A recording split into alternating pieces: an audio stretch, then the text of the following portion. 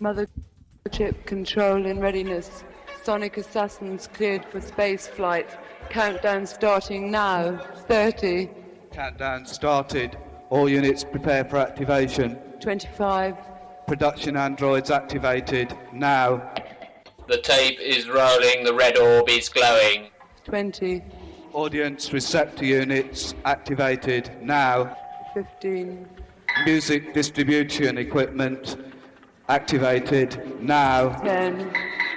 9. 8. 7. 6. 5. 4. All units 3, activated. 2. Countdown 1. terminating. Countdown complete. All units functioning. Movement commencing. We have liftoff. Are you ready? Are you ready? Are you ready? Come on, come on, come on, come on. Are you ready? Come on. Hit it! Are you ready, people? Are you ready for this? Are you ready for this? Are you ready for this? Are you ready to rock? Are you ready to hit the floor? Are you ready? Are you ready? Are you ready? Tuesday. The best go. The best go. The best go. Best show. Best show. Best show. Keep on laughing with the radio on Tuesday night. On Tuesday night, when all the other days have got you down, you'll feel alright. You'll feel alright. Over on the best show. Over on the best show. Best show. Best show. Best show. Let's go, New York!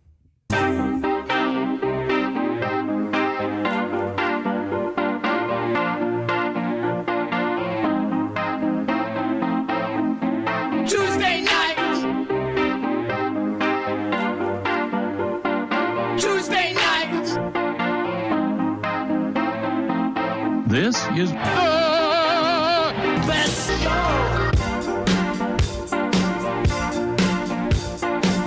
Let's go, New York! Came over here to say big fucking war. You know the fucking war. Hey, well, I'm a friendless stranger in the black sedan. Won't you hop inside my car? I got pictures, got candy, I'm a lovable man, and I can take you to the nearest star. I'm your vehicle, baby. I'll take you anywhere you wanna go. I'm your...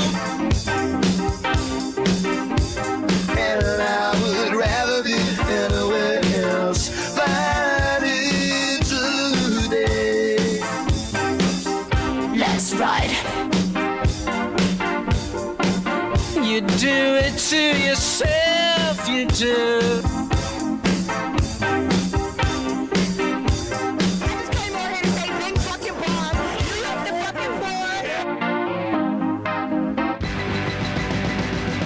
Hey, how's it going, everybody? Welcome to the Best Show, another installment here on a Tuesday. It's September 2025. How are we all doing with that, right?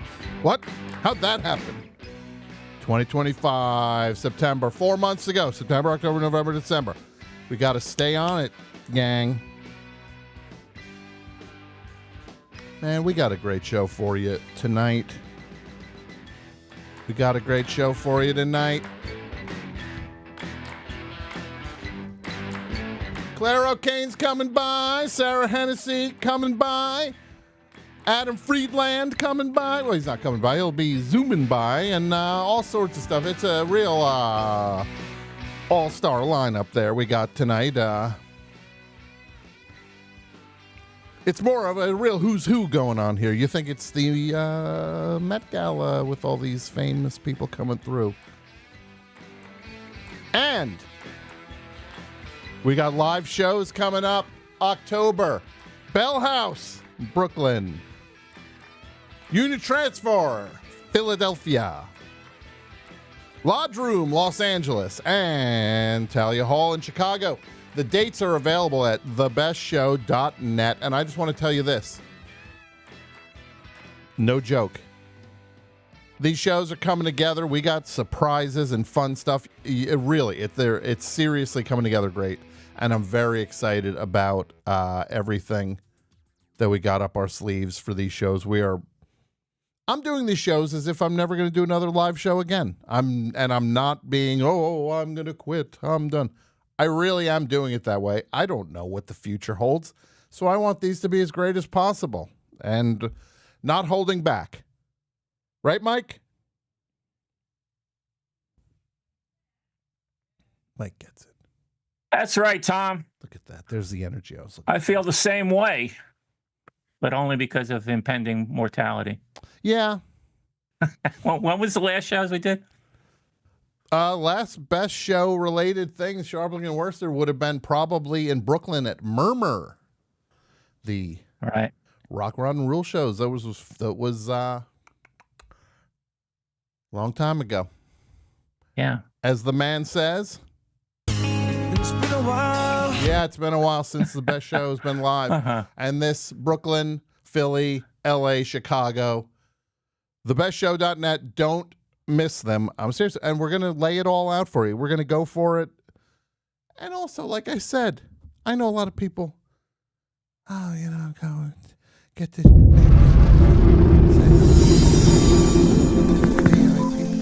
No, there's no, nothing like that. I'll be out there. I'll be hanging out. out. Will I drink shots that you provide? No, probably not. I'm probably going to have to show some restraint in that regard. Yeah. But I'll be hanging out. Come on out.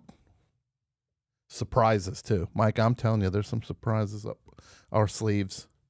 Head's going to forward to them. That's right. How are you doing, Mike? What's going on? I'm doing okay. Not a whole lot to report. You did another episode for the Patreon of Take Brett Out to the Ball Game? Yeah.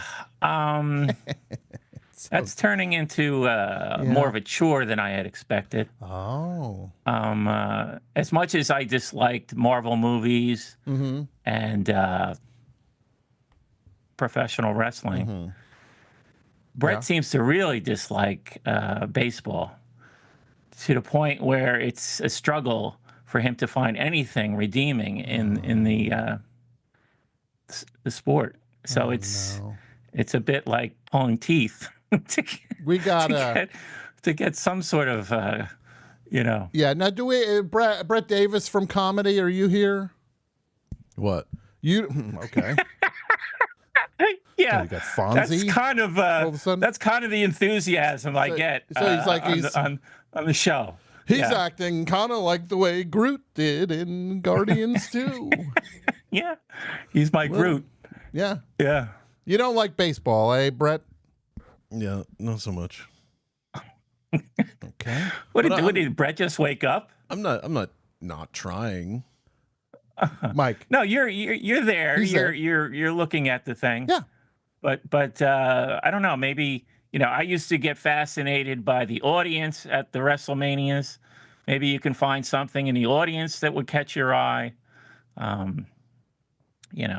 Something. Yeah. I mean, we've been talking about the Mets has this art house director now. Yeah. and that seems to be something that appeals to Brett. Okay. So I feel like the next step, Brett, and you take this how you will. I think both of you have to still start going to the games. Yeah. Get a hotel. I think relocate. I think you need to. No, you follow the Mets when they go on the road. You and Mike fly in and you meet in Denver to go see them play the Rockies. Well, there's only a couple more weeks left. Yeah, so, that's why we got to get you out to some games. And the Mets are teetering on the brink of not making the playoffs. Right now, they're making the playoffs, but they've got a tough week with Detroit, and Cincinnati is the the other team contending for the playoff spot. So that'll be a big deal. I think we're going to try for Friday, Brett, maybe. Is that going to work? Yeah, that's the goal. Oh my God. Okay. This poor guy. I never thought I'd. This guy, look, this guy made Mike watch WrestleManias 400 happen hours of once a year. WrestleMania. He made Mike watch 400 hours of WrestleMania, and he's about to watch his third baseball game. I'm about to intervene and be like, "All right, Mike, he's had enough." Yeah. Mike's complaining about the length of these WrestleManias. They're throwing fireworks. They got celebrities on these. Every baseball game is like 4 hours long. You don't think there's celebrities at baseball games, Brett? Maybe you've never heard of Ron Darling. You're right. Yeah, he was not impressed with the Mets announcing crew, although it was sort of a down night. Keith didn't have too many bizarre tangents. Didn't have his zingers. That's what you wait for. Keith is the unknown quantity. Yeah.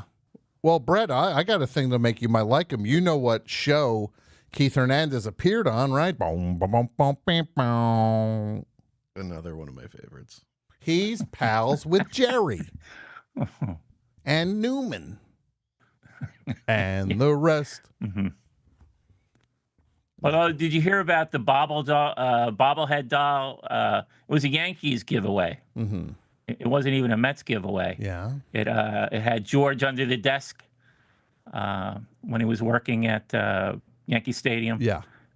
So I think it's going for lots of money on eBay now if you got one of those things. Yeah, that's it's things like that that make me feel like, yeah, America is probably down to single-digit years left before it's literally Mad Max type scenarios where we are now on a bobblehead-based economy going forward. That is like the new gasoline. Yeah, people in the chat are. I don't know if you got to see that Korn clip from the Korn show at I MetLife saw Stadium. it. Don't worry, I saw it. At least someone was enjoying a Korn concert. Yeah. That's what it takes to enjoy them in concert. Yeah, I didn't know. Bit of a finally, rummage. A little finally, bit of I know. Yeah, a pant rummage. I'm glad. I almost worked the Korn show at PNC, but it was a rare rain out. So I missed some of that shenanigans. Yeah, that guy going on. Yeah, that was a jackhammer approach that he just took, and he looked just like a guy who would do that, right? Did you see what he looked like? He kind of well, Mike fit the bill, as they say. I don't know. I think I'm going to withhold comment on that. I don't know what he looked like in terms of being a public creep. That's been a thing this year. There was a couple. Actually, there were Phillies fans, Brett. Some Philly fans earlier this year got caught in a similar activity. This time it was a young woman who seemed to have reached climax. Brett, comments? Well, friend of the show, Sally Burtnick, was at this game or this performance. The Korn show? Yeah. Do we know what song really got this guy going? No, Freak on a wasn't Leash? Freak on a Leash. Yeah, I don't think it was during the System of a Down portion of the show. Okay. I heard it was Korn, even though he was wearing a System of a Down shirt. It was during Korn. Korn opened for System of a Down. Yeah. And it was during their set. The dude from System of a Down has a coffee shop in Eagle Rock. And if you go there, if you were a System of a Down fan, this place is pretty cool. It's got photos all over. He sells things that he signed, like albums and stuff that you can buy, and they're not at extreme prices. It's just kind of he just sells some albums you can buy there. It's very cool, and the coffee was actually great. I thought when I was there. So good for Surge. Surge did it. I wish there was a band that I was a fan of that had a.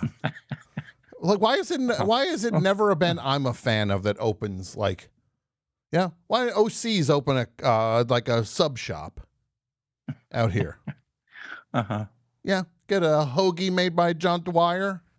Doesn't Jose Canseco have a car wash you can visit? Yeah, I'm sure he. I went to a car wash. I went to a car wash a couple of weeks ago. I went forever without washing my car. And finally, I'm like, all right, I gotta just do this. It's getting disgusting. I took it to this car wash and it said free vacuuming. Like, You're bragging about that? no, that's just they're not charging. I was like, oh, okay. And then I go there, and you know why it was free? It's because you do it yourself. You get there, and there's nobody there. Yeah. I get in the car and I ride through the thing, and it's all the colorful foam coming down, and it's pretty exciting. I always liked car washes as a kid, and I guess I still like them as an adult. So I go through the thing, comes out, and then it's suddenly just like, yeah, just pull up to a vacuum and get to work. That's how come it's free.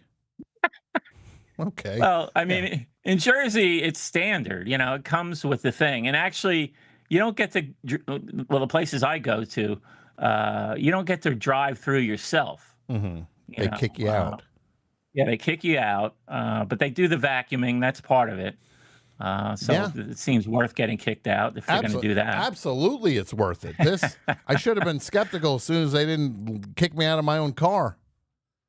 Then they have that waiting area inside. Yeah. Where you get to watch your car going through. Yeah. You know, just in case there's some crazy mishap. You walk down the line with your car and you watch each element of the car wash hitting your car.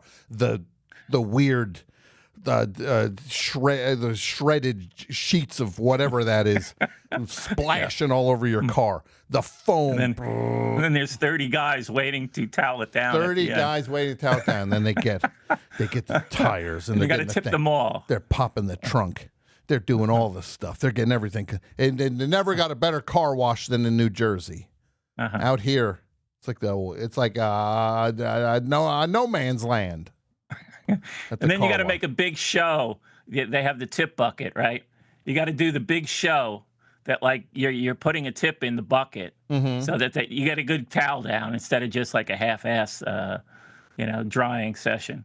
Yeah. So yeah, you hold out the $1. This is the thing in New Jersey. You hold out the $1. Yeah. Here it is. It's going into the bucket. Give me a good. Look, I admit I have been slightly performative in me putting the money in the thing, making sure people are looking when I do it. Yeah, I've done that on occasion. I'm not going to. Yeah. I want these guys to know I'm taking it out. I respect them.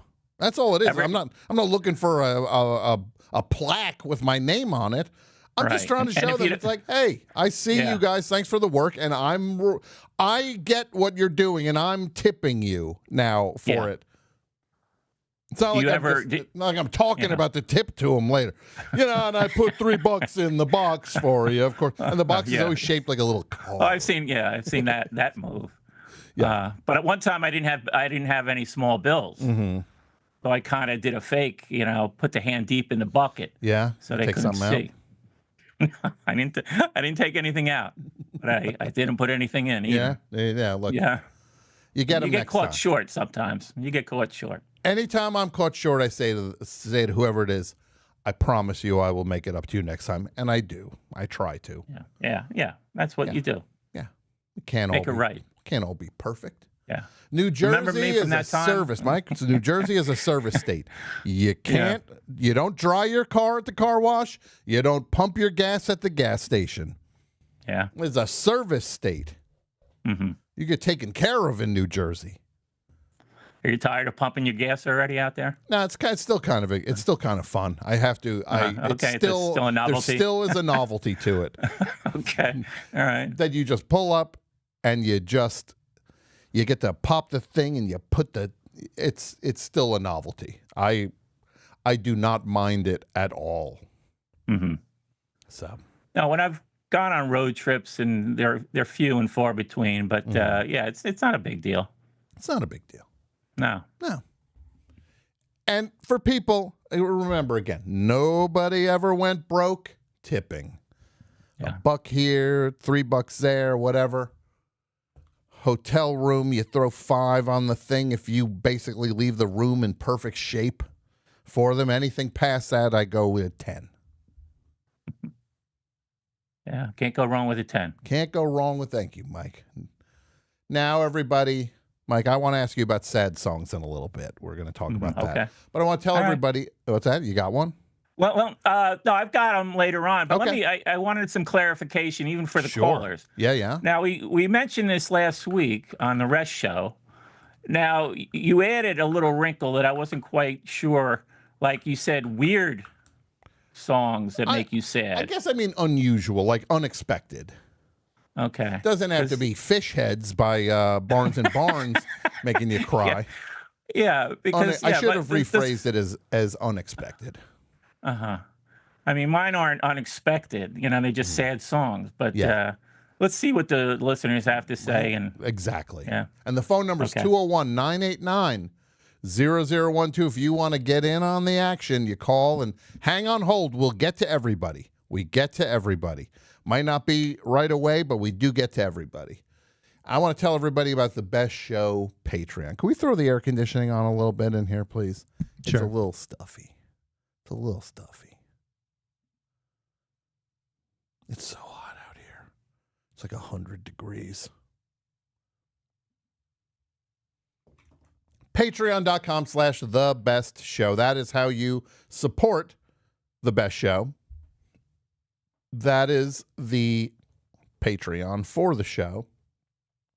And we have all sorts of stuff up there. There's bonus shows, there's video, there's audio, there's Ahoy, the Filet of Fish show, Ask Tom, Outgrown, the show I do with Julia, my wife Julia. Then there's Micah Mania, the aforementioned wrestling show. Take Brett out to the ball game. All this great bonus stuff up there. Should we play a clip? Is that something we did last week? Should we play that clip again? Unfortunately, it's not queued up. Don't worry, then that's a no. That's a no. And that's fine. There's also the Rest Show, which is the Best Show post show, and that's only for people who are a part of the Patreon. We do the proper 3 hours of the show, and then we do like an extra half hour or so just for the patrons. Patreon.com/thebestshow. That is how you support the show, and we appreciate everybody who does support the show. And And today we got Adam Friedland, we got Clare O'Kane, we got Sara Hennessey, and we got you, the Best Show listener, talking about the songs that make you sad.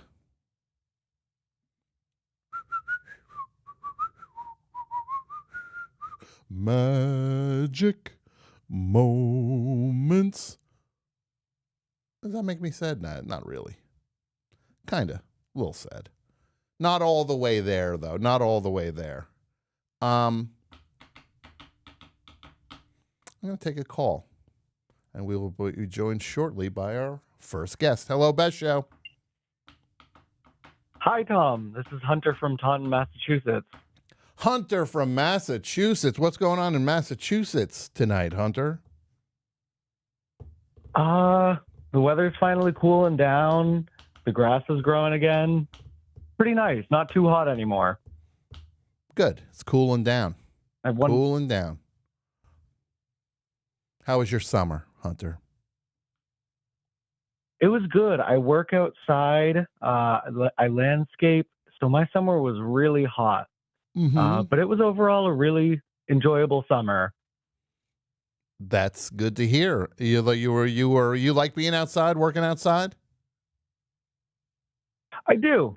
Yeah, I have a really mean t-shirt tan, but I do enjoy getting to change my scenery. Okay, that's nice. I'm glad you're outside then. We got something for us. Did you have a good summer, Tom? Yeah, it's been a good summer. Yes. It's been a good summer. I do have one for the topic. You do. I just want to say something. You are from Massachusetts, a.k.a. New England. Yes. Yes. You are part of the chowderverse, as we all call it around the country. It's a seafood-based economy up there. Very much so. Do you, as a New Englander, and you identify as a New Englander, I'm sure, I do. Do you talk about Manhattan clam chowder ever? Is that like the enemy up there? Out of chowders, that does come up, and it is balked at. That it is brought up as almost a butt of a joke, as a shocking, hey, guess what they do over there? Mm-hmm.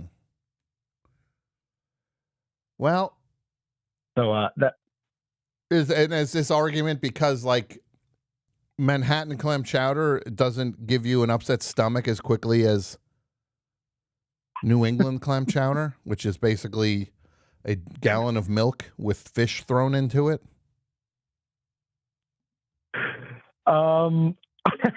That probably is it. I think there's a little bit of Catholic suffering of wanting to. My grandmother loves retelling the story of the first time I tried New England clam chowder, and remarked, "Who put bubble gum in my soup?" Because I was not expecting the clams to be so chewy. We live and we learn, just like Alanis Morissette said, huh? Now, what do you got for the topic, my Exactly. friend? What do you got for the topic, Hunter? So the song that is unexpectedly and weirdly makes me sad is Shut Up by Black Eyed Peas off their 2003 album Elefunk. Shut Up. How does Shut Up go? There's a little story with that. Oh, how does that one go? It's pretty much as far as I remember. Shut up! Wait, was that the song you were playing? It's a no. It, as far as I remember, was just a repeated course of. What is that? I think we're getting something. Just shut up. I'm hearing that. Yeah. Shut up! I'm sorry. Let me just finish. Great.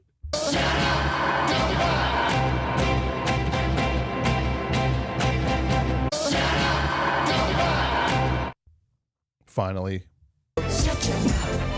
Okay, there we go. I had to get it out of my system. Now I can write this Please, off. yeah. I can write this iPad off tax-wise. Now go ahead. What do you got for us, Hunter? So yeah, it's Shut Up by Black Eyed Peas, which I think was pretty much a commercial failure for them in 2003. But so I'm a childhood Just a cancer critical survivor, success. and when I was Then, right? I don't think it was that either. They just had to live with the 5-star reviews, but it just didn't sell the way they had hoped it would. I suppose it was a failure in all capacities. That was my favorite moment in the Naked Gun movie, was the Black Eyed Peas jokes. I have not yet seen it. So Shut Up by Black Eyed Peas is the song of choice for you for this. Yeah, there's a very specific reason related to a story. Is the story super long? It's not super long. Is it somewhat long? Tell it as fast as you can. Tell it as fast as you can. Go ahead. As fast as I can. So my best friend, when I was like 3 years old, we were both childhood cancer survivors. We met at Sick Kid Camp in Maine. He was in Hackensack, New Jersey. I was in Massachusetts. Our families went to visit each other, and we're both younger brothers. And there's this inclination as younger brothers with older sisters to want to get them in trouble. So our sisters were listening to and singing that song, Shut Up to Shut Up. And we wanted to get them in trouble, going to our parents saying, hey, they were singing a bad song. It was a failed attempt. Their parents just did not care. But that ended up being the last time that I saw that best friend because his cancer had come back pretty aggressively. And he passed away shortly thereafter. But I will always remember that song and think of him. That's Look, that's very poignant. Yes, I see now. I feel bad with my Weisenheimer jokes and my. But you're doing okay health wise. I am incredibly thankful to be almost 25 years in remission now. That's So, fantastic. I'm really glad to hear that. thank you. And everybody's crying in the chat now because it's a sad story. Yeah. Hold on a second. I'm looking at this chat, which number one sucks. Okay. And these people in the chat, you'd Not think the show. in the chat, it's not the show. You'd think these people, you'd think their least favorite show was the best show, the way they talk sometimes. Tavy. Tom playing Candy Crush during this story. No, Tom answering a guest-related question during this story because Tom is doing an octopus's job here with 8 arms, and he's doing a little bit of everything, and I've got people on the other side of the wall helping, like they're breaking their back.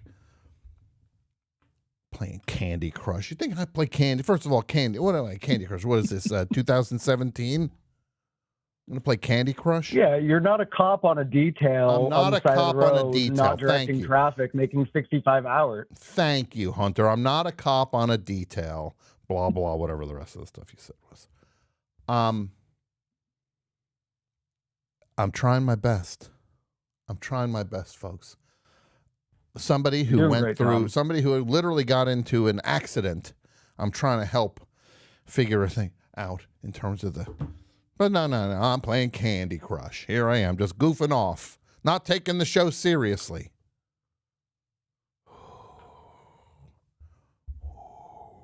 Boy, oh boy, oh boy.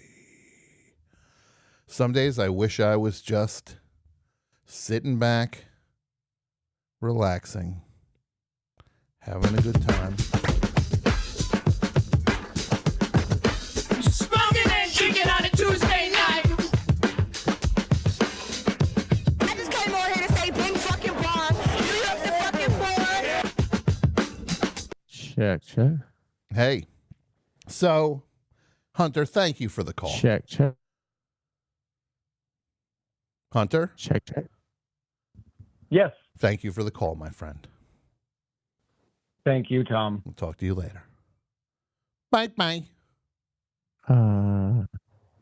Check. We are having a good time. We got all sorts of stuff cooking here on The Best Show. I told you about the live shows. Check them out at thebestshow.net. Still trying to figure this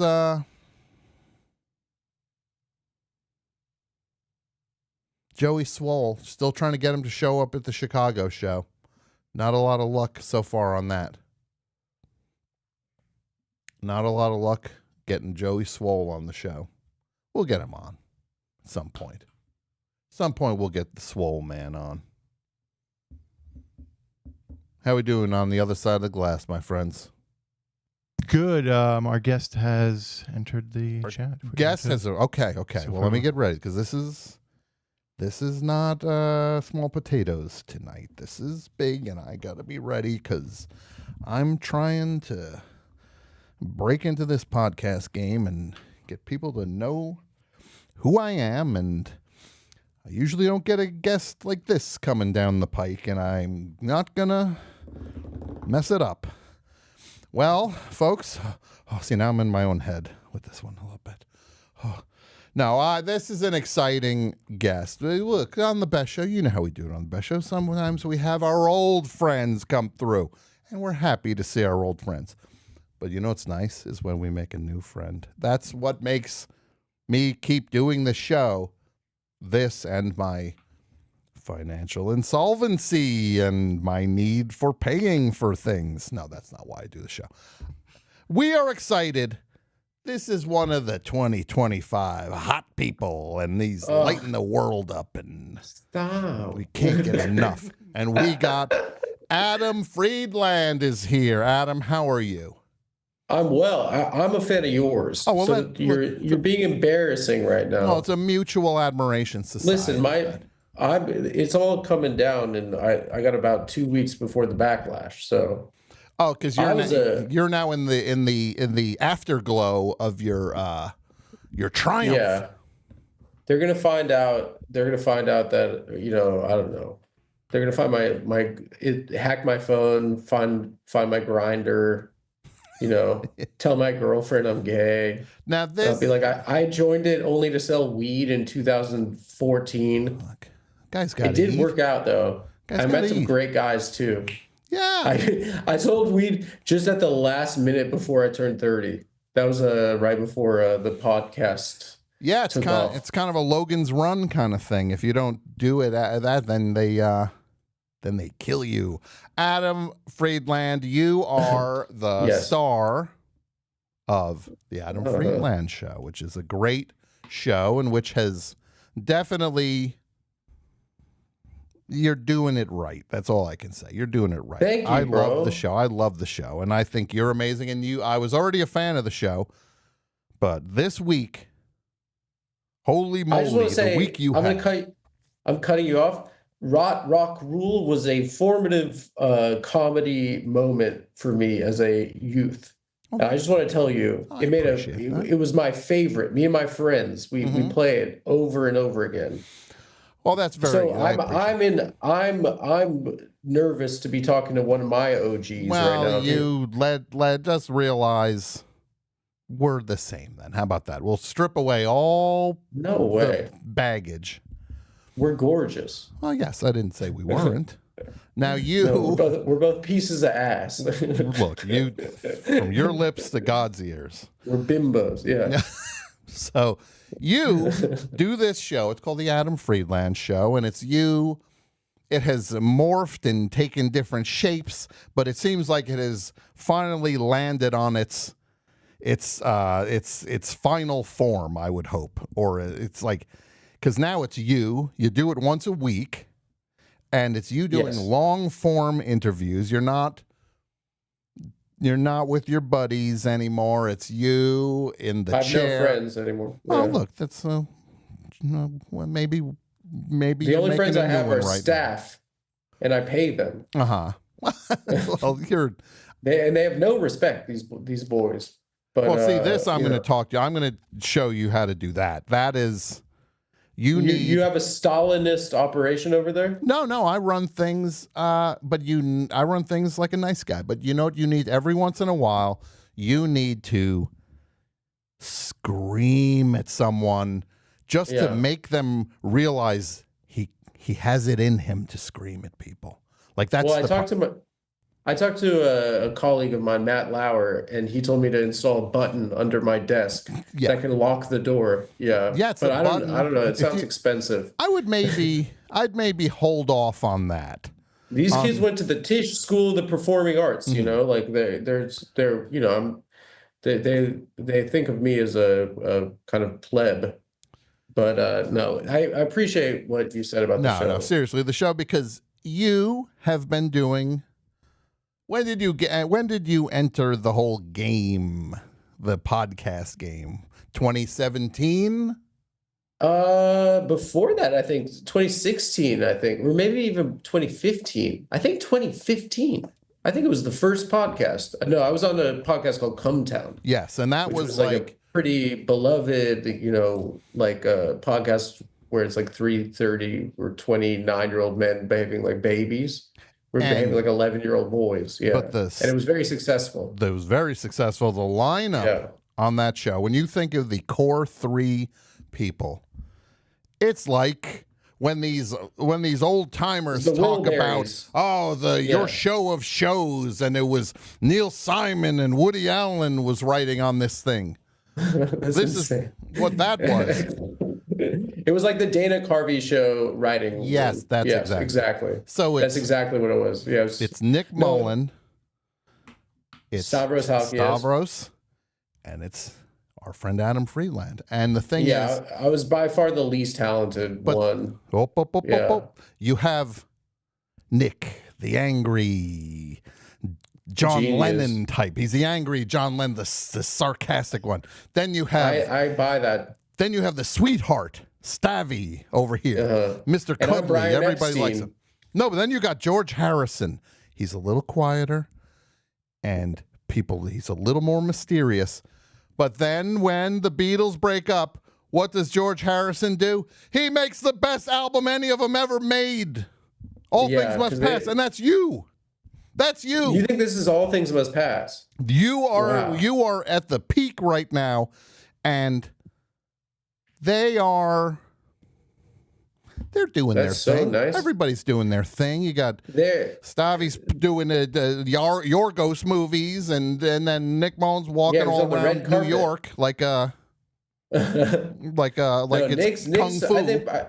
I believe Nick is doing some cool stuff too. Okay, so well, I'm I happy just for it's not public knowledge, but but everyone's in their parasocial relationship to the three of us kind of Well, it's weird because it's like people feel like there are it was three friends hanging out, so people have these like they develop some bizarre kind of they come up to you a little bit sometimes and hey, you fucking piece of shit, and I'm like, who are you? So they're like mid conversation in their head, and you're just like, I don't know what you're thinking right now, like because they're listening to you and they're like, hey, you said this, and I disagree with that. Oh yeah, you said this again, and then they actually run into you, and now they're all they're worked up. They're in a lather now when they meet you. In retrospect, it probably saved society from a couple mass shootings. So I think that we did a good service there. I think I would agree with that. I would agree. A lot of them would write letter or DMs. Why did I say letters? Yeah, that would say like I don't know if you had the letter writing audience. They're just like, "Where's my quill?" Yeah, a lot of them would send singing telegrams to me saying like, I'm at the darkest point of my life, but until I found your like mildly racist podcast, this has saved me. And I'm like, you should go to therapy. I don't think like, but beyond that, Now I kind of realized it a couple of years ago when my mom passed away, and just got like thousands of messages from people. And I was like, wow, like a lot and they're like, this is the darkest moment of your life. You can't rush the healing process. You just have to be, and then just, and then I would like scroll up and they'd be like, like, I wish you were in Auschwitz. So it was just a very strange relationship I had with our audience. Maybe, but in reality, it might have been the right time then. It might have been the right time. I think that it was tongue in cheek, or at least I hope. Of course, but that's the axis. That's the axis where like suddenly it's like, oh, maybe I can have an organization called the Proud Boys, and they'll actually do what I tell them to do. I don't think that's what it is. I think it was like there was like a premium on like cheeky white boy content during the first Trump administration, and I think that we did like kind of a reverent kind of thing that just. I think was maybe a little bit harder to find. So when people found it, I don't know, it was like a little secret for them. I don't really know. We didn't at the time know it was good. I've like only recently gone back and listened to clips. I'm like, God damn, that was the best. That was the funniest thing. Well, but the thing is, now that's under your belt, Adam. You are you're in 2025 now. And this show, I think you in that chair doing these interviews is so incredibly entertaining, and to quote British people, checks all the boxes. Because is that a British saying? Well, on Love Island UK it is. Yeah, that's the thing. Yeah. So pull me for a chat. Yeah. Yes, exactly. Blink. I got a text. Dude, they're truly disgusting people. Like, how do they own the whole world? They're like, they have like 73 IQs and then somehow like conquered the planet. They're bizarre human beings. Yeah, if only... I don't want to start some sort of incident, international incident. I have tremendous respect. They did bands better than us.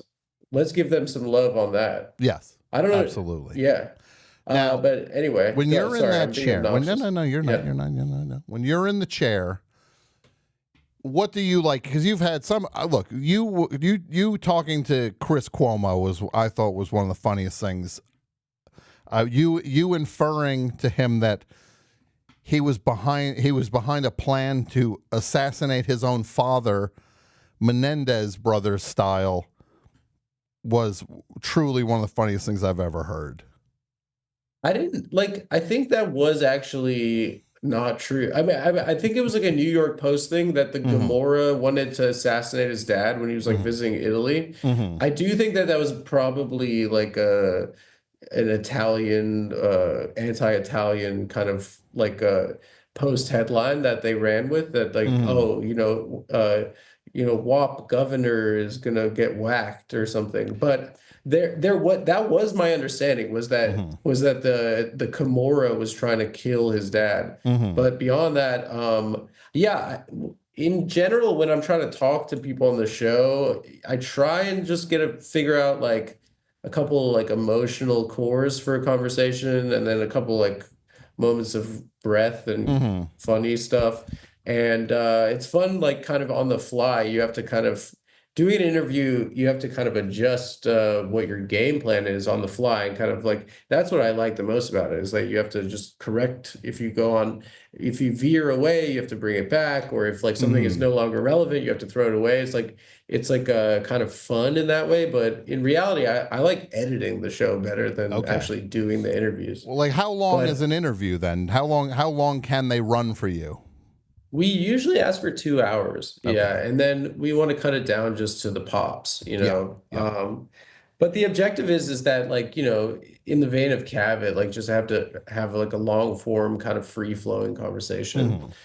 I think reviving late night chat shows is such a like stupid idea. Cause at this point there's like, it's such an antiquated thing. Like, I don't even know why the networks still have it. I guess they just canceled Colbert, but like, do they even make money on them? Does anyone watch them? Like, it's like, I think that, yeah, it's just, I think really, I'm an idiot. I'm not really, I'm trying to intellectualize everything. I don't really know how I ended up in this situation. In reality, it was just Nick encouraged me. Nick like saw it as a good idea. Stavros left the podcast because he was like exhausted after putting out his first special. And in reality, I was like, Nicholas, we have a brand. Let's keep doing Come Down. It's very successful. And Nick's like, no, you have to trust me. We're gonna make you into this generation's Dick Cavett. And I was like, I've been riding your guys' coattails for 2 years. I'm like, you guys are.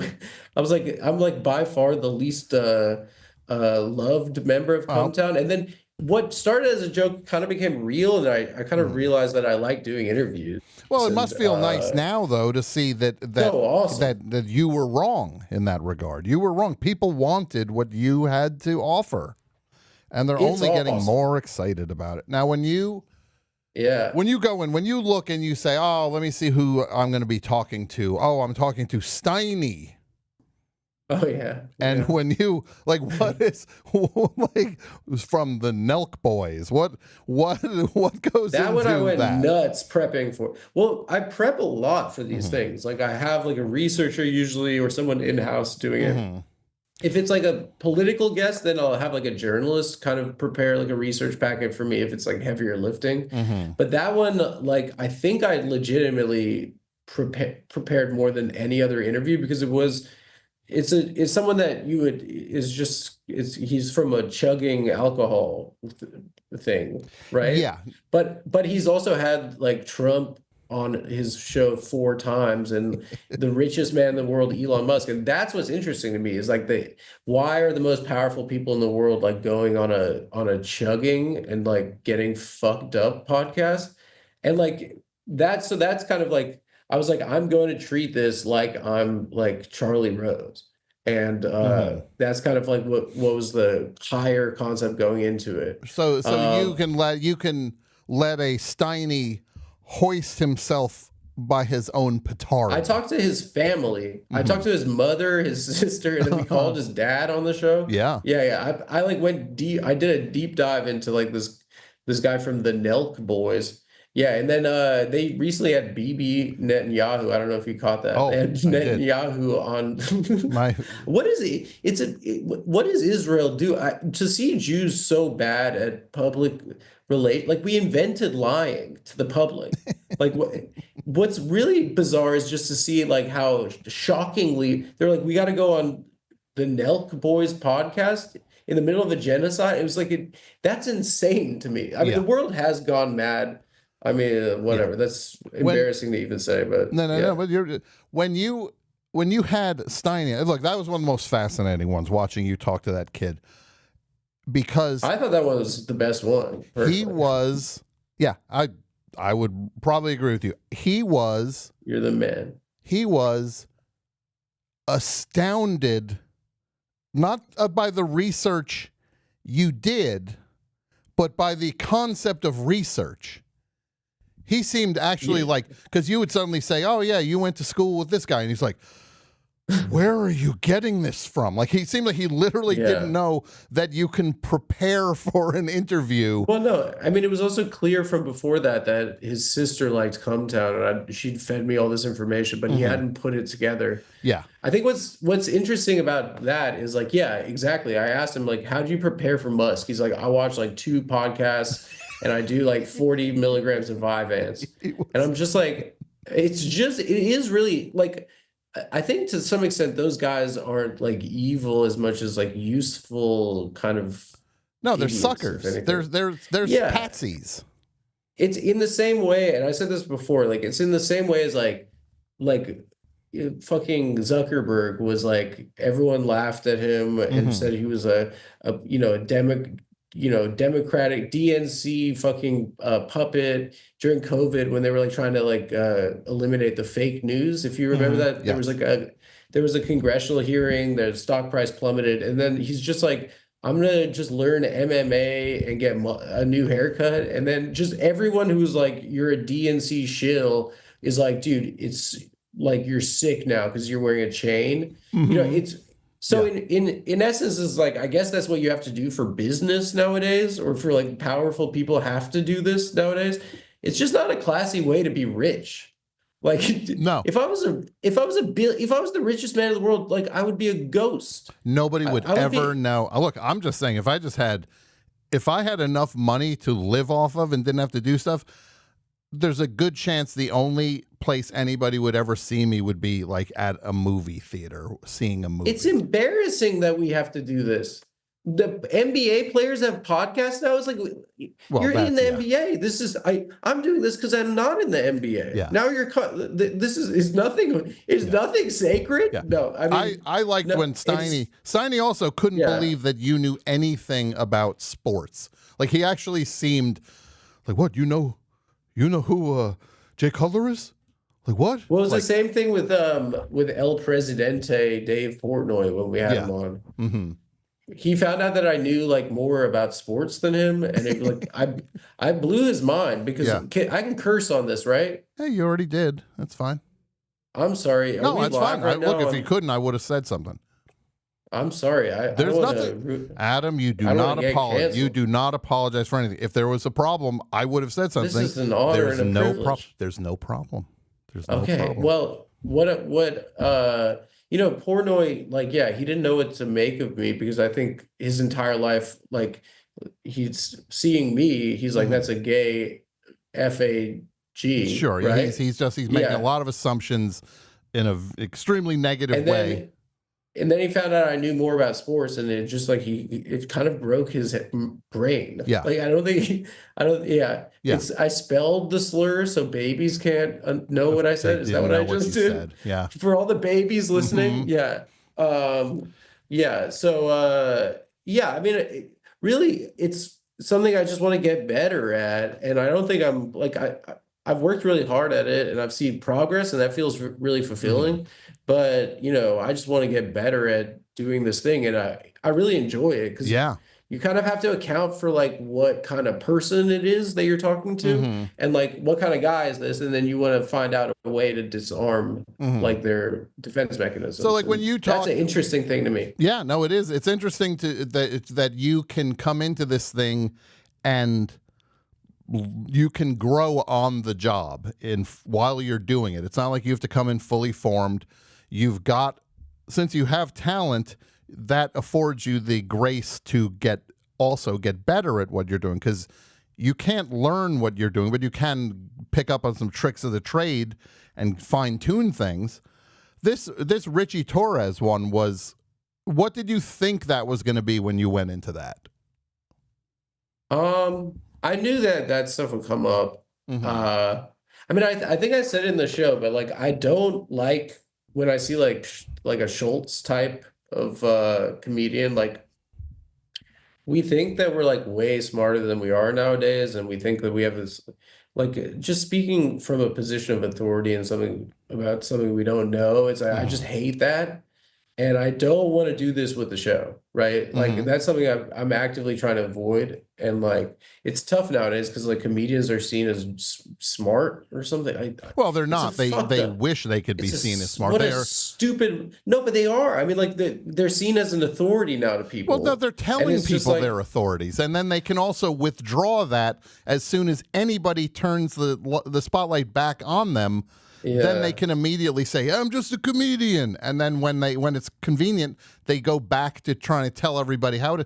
The idea that comedians went from being focused on telling jokes and being funny to trying to do this like really defective version of Meet the Press is the strangest thing I've ever like. And it's not funny. No, because they're bad at it. Yeah, well, yeah. So I don't want to do that, right? So like, when I have politicians on, I don't want to like get into the nitty gritty about like legislation. Like I have no right talking about it, but I can talk about like, something that reflects, no, you're in the government in a time where, people don't like the government. So like, what are you doing in the government? I can speak to in more basic terms. I think you get more interesting answers, but I did know about like, to me, the question that kept coming up when I was researching is like, why is like this guy coming from the most impoverished district, and then if you look at his Twitter, he's talking about Israel 90% of the time, and his district is like a third of them are under the poverty line and stuff, and it's just like so I knew that would come up. Mainly I just like it's just this is like a fucking argument I've been having with my family for like 20 years, and now it's just like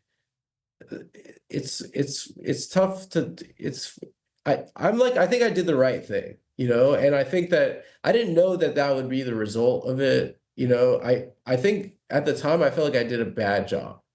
I think that I was like talking over him. I wasn't really listening, but what we got back and what I was like encouraged by people that are working here, like editors and producers and stuff. Like it was a difficult like week or two deciding to put it out, because it's just like I'm not used to talking that way in public. But again, as like someone that's trying to avoid speaking from a position of authority, this is something that I can talk about. And if I have like some modicum of a platform, like, I think it was effective. Like, it was talking to someone like, mostly what I'm trying to do is just talk to someone like a guy, and I think what came out, I think was effective. What came out, your humanity kept coming out, and you couldn't hold it back in a moment like that. You would be betraying yourself to hold it back in a moment like that.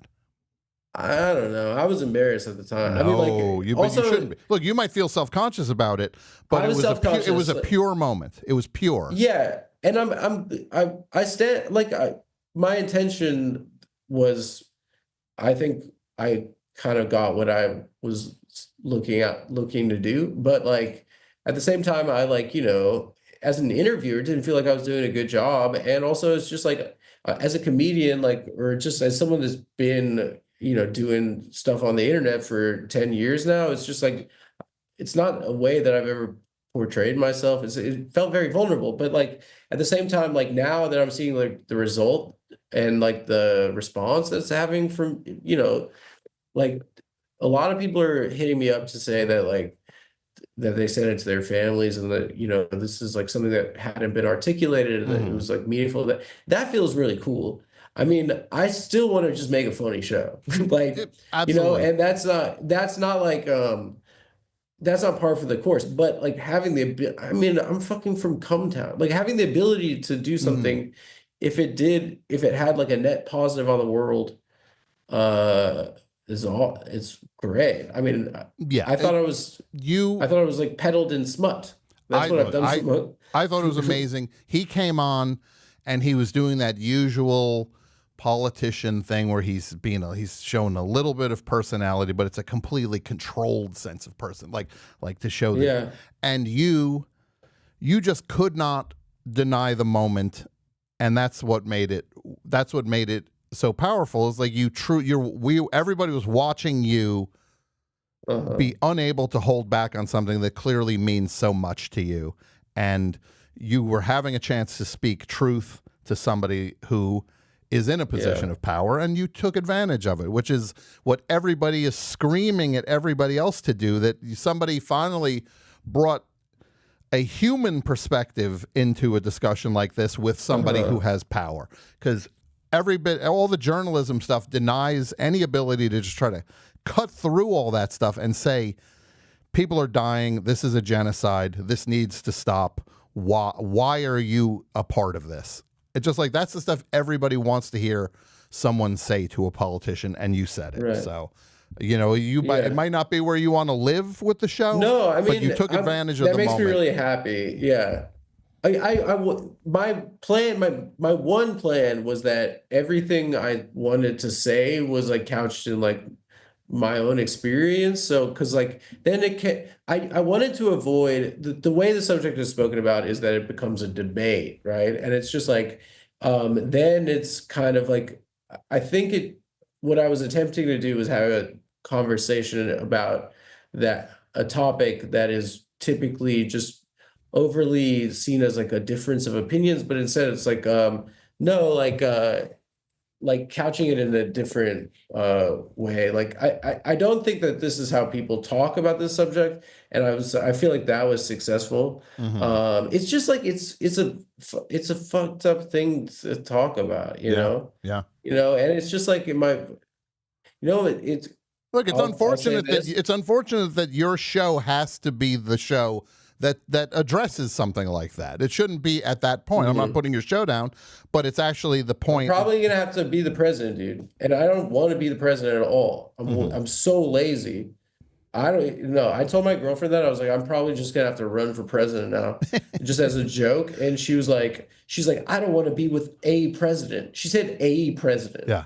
Like, and then I was like, what? It's against the rules. Now I'm not allowed to be the president. You know what I think you got to do? You got to move to the Bronx and primary Richie Torres. No, I'm not a carpetbagger. Just the two of you going at like the debates. Imagine the two of you behind podiums. I wasn't trying to like set him up. Also, I know. I'm teasing. I thought that it would be an interesting conversation, and then just in a public forum, like speaking about family and the Holocaust and stuff like that. It's just like I didn't know that I would get that way, and then I will say my dad has seen like people hating on me, calling me a capo and stuff. And my dad's like, even though me and my dad disagree, my dad's like held it. He's like, I can't believe that they would invoke that in attacking you. And I'm like, right on. I was like, I think we saved Max Friedland. We saved one man. No, shout out to my father, my best friend. Yeah. Now, a friend of mine asked me to ask you a question. He said, I'm scared. No, he said, ask him what's his problem with me. And who is it? Is Mark Maron. What? No. Can you call him right now? I could. Sure. Do you have a problem right now? We have to squash this beef. No, I love him so much. Let me see. What does he think? He thinks I'm like an Austin comedy scene or something? I'm a nice boy. Okay, hold on. We were on a Cumtown podcast. I think I made fun of him for laying down a solo on his Instagram. But I was like for 25 years old. Yeah, you like hate everything. Mark, like listening to his podcast I did before I started comedy. I was like, I'm texting him right now. Tell him. I want to see if he can talk. That's all. No, he's gonna be. He'll talk. He'll talk. Right, If he can, he will. Where's he? At the Cat Ranch? See, I love him. This is it. This is what you're. I love him so much. Look. No, listen, we were little schmucks, but Stav did the show. What? So Stav's okay because what? Because he's a fat guy? No, but the Jew has to stop. No, I'm just kidding. See, you know, you're he's a self-hating. you're No, here we go. I mean, in reality, that I think back like when I was 24, I was like, Marin thinking it's cool to post a solo like him shredding on Instagram. But yeah, you're a fucking little shit. You hate on everything. And also, we didn't think anyone was listening too. Had I known I was going to break my hero's heart, I want to kill myself right now. Yeah. So Marin knows who I am? That's awesome. Yes, he does. So dude, he's the fucking shit. Wow. He's a legend. We'll see if he gets. Is he back. still mad? What's he saying? Oh, he didn't cursing? reply. He didn't reply. My dad's calling right now. Should we put him on? Sure. No, we're not. No, don't. No. We have to talk. No, we'll talk. So I'll call him back. When you now I'm just thinking about Mark Maron hating me. Well, don't worry. It's fine. I will. I'm in my head. I will make this. I will make this kidding. right. I'm sure it'll be right. So when we talk about the NBA, where are you at in 2025 on the NBA? I need this guy to leave my team. I need just a new chapter. I need a new chapter. And your team is the Lakers. I'm a Laker fan. Yeah. Yes. He's just not mine. He's just not mine. It's fine. And you know what I'm really worried about is that you remember like the last Kobe year where the like video tribute thing? Yeah. It's going to be it's going to be exhausting. On steroids with LeBron. Yes. I can also recognize that he's just, there's no one that's been better at basketball ever. No, he is. To me, when people say, "Oh, Michael Jordan," Wilt Chamberlain or Kareem, the thing that LeBron James has that none of these other people have, LeBron James is literally like a video game come to life where you can decide. Michael Jordan could not decide to block 4 shots and hey, I'm going to block 4 shots tonight, or I'm going to get 16 rebounds.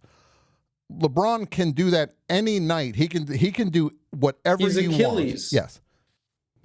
God gave him that. I think Kobe and MJ had to become like sociopaths to to attain their greatness. And I think that maybe those guys just saw a difference and there was a contempt. But like in reality, I think the thing that's so rough about him is just there's this palatable insecurity, and it's never to do with anything on the court, but then he'll just like post a shirtless on an exercise bike selfie during BLM of him reading page 1 of the autobiography of Malcolm X. And I'm like, just open it to the middle of the book, Bron. Like, what are you like? And also, why are you not wearing a shirt? It's just like a little bit like he just does things. He's a little bit like Charlie Brown trying to kick the football all the time. And I think we can't get enough of laughing at this dude, especially now that it's the social media era. And now there's just so many opportunities to laugh at him. Like watching the idea that in 2025, LeBron James would get twisted in any way, shape, or form about Brian Windhorst is just like, it's like, dude, you got to let that go. Like, you need to. I was obsessed with that though at the time because it was like the first break we got from Trump. Do you remember? It was Trump, Elon every day, and then Stephen A. was saying that he was going to fight LeBron. I was like, finally something. Finally, something. Now, this feels like I'm on a beach right now. If Stephen A. Smith ran for president, would you want to be involved in his campaign? Involved in his campaign? Would you be out canvassing for Stephen A. Smith for president?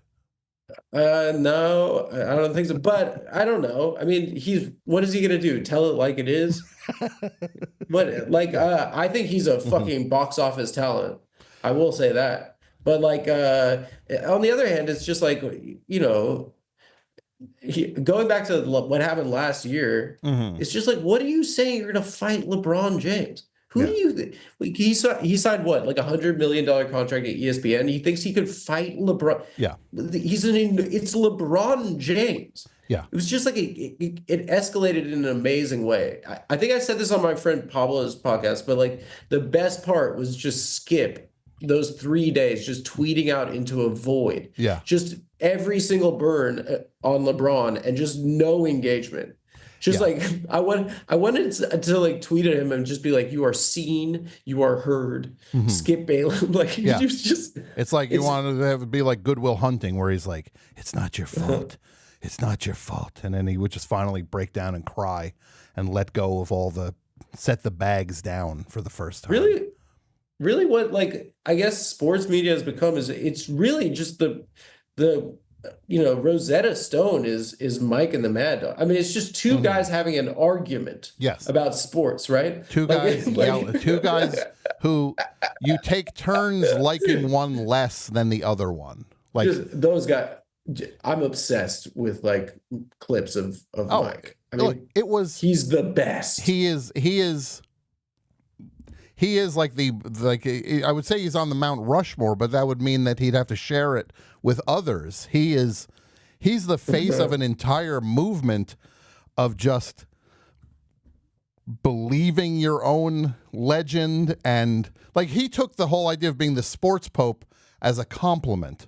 Like people calling him the sports pope. He was just does he realize that where does he think like just the relentless pranks are coming from? Does he think like just he is just a deity and that there are 5 guys that must be real wise guys out there?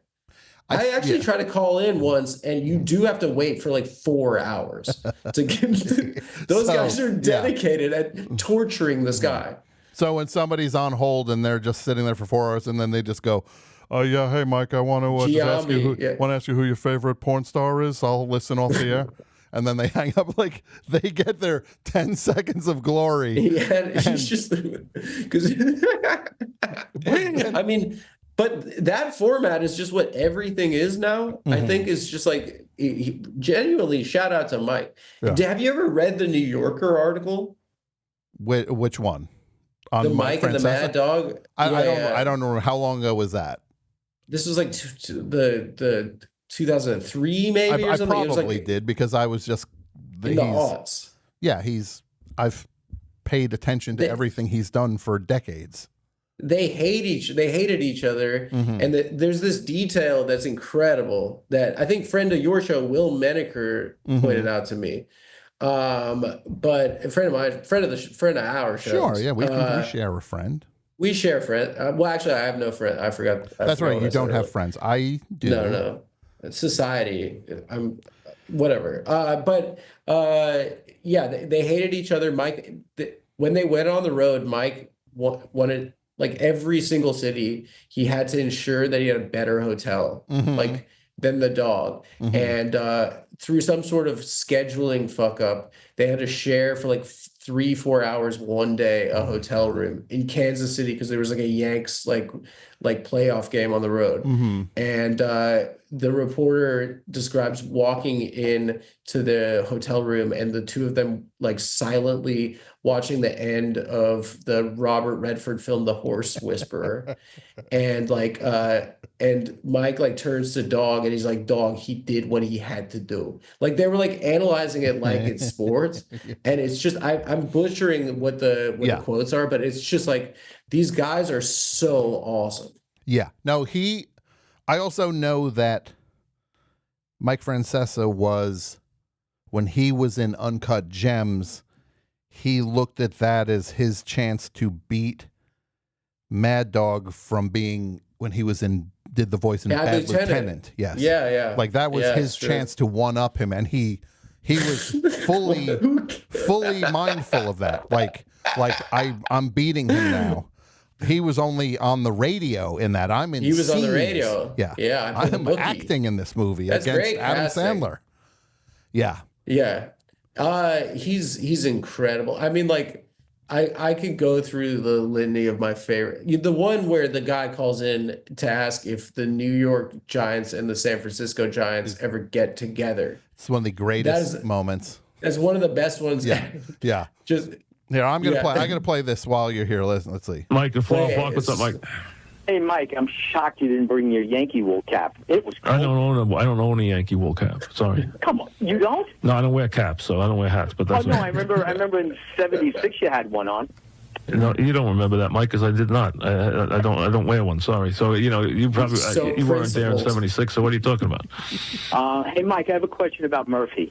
You've got to admit what this guy's doing in the playoffs is everything a guy like Rick Nash can't do. And by the way, Mickey Mantle. What does Rick Nash have? Just like these guys, Will in Queens is just high art though. That's the best one. It's the one where he's like, where he's like, it was a dirty play. He slid in there. He's like, who's the pitcher who like used to do coke? The the Mets guy. What's his name? Doc Gooden. No. From the night, he was like a bro. I want to say Murphy, but it's not. Why am I forgetting his name? The fucking. Why am I? He's got to put the team, Mike. He's got to put the team on his neck. And this next guy, and he's like, "Well, are you crying? Well, are you crying?" Daniel Murphy. Daniel, is it? It's not Daniel Murphy. It's the freaking. Now I sound like I don't like sports. Look, now everyone's gonna think I'm a freaking loser. It's like Memento with Mike Francesa, where it just like it starts over again, and he needs to write down who these people are and what he needs to do with a call that sounds like a prank. He steps into the trap every time, like he's never been here before. There's something about that guy and what his life is. I mean, I think that it's just like. Who's actually listening anymore besides like cops on like leave for police brutality on like deep Long Island? Yeah, just like Levittown, guys who are mad that the Jets have too many blacks on them or something. Yeah. Or it's like Mike, it's not fair. It's like, or you hear it when you're getting like your tires changed, like it plays in the auto body shop. It is kind of sad that those kind of guys, that's like a relic because of New York City. Like they're fewer and fewer. I think in Staten Island, they still have those guys. Yes. But like, there's something about like just a low IQ, like union man's opinions, which are wrong about everything, which is funnier than any stand-up comedy I've ever seen. Matt Harvey. Harvey needs to put that's the guy, yeah. Harvey needs to put the team on his back, Mike. Wait, Will, you crying?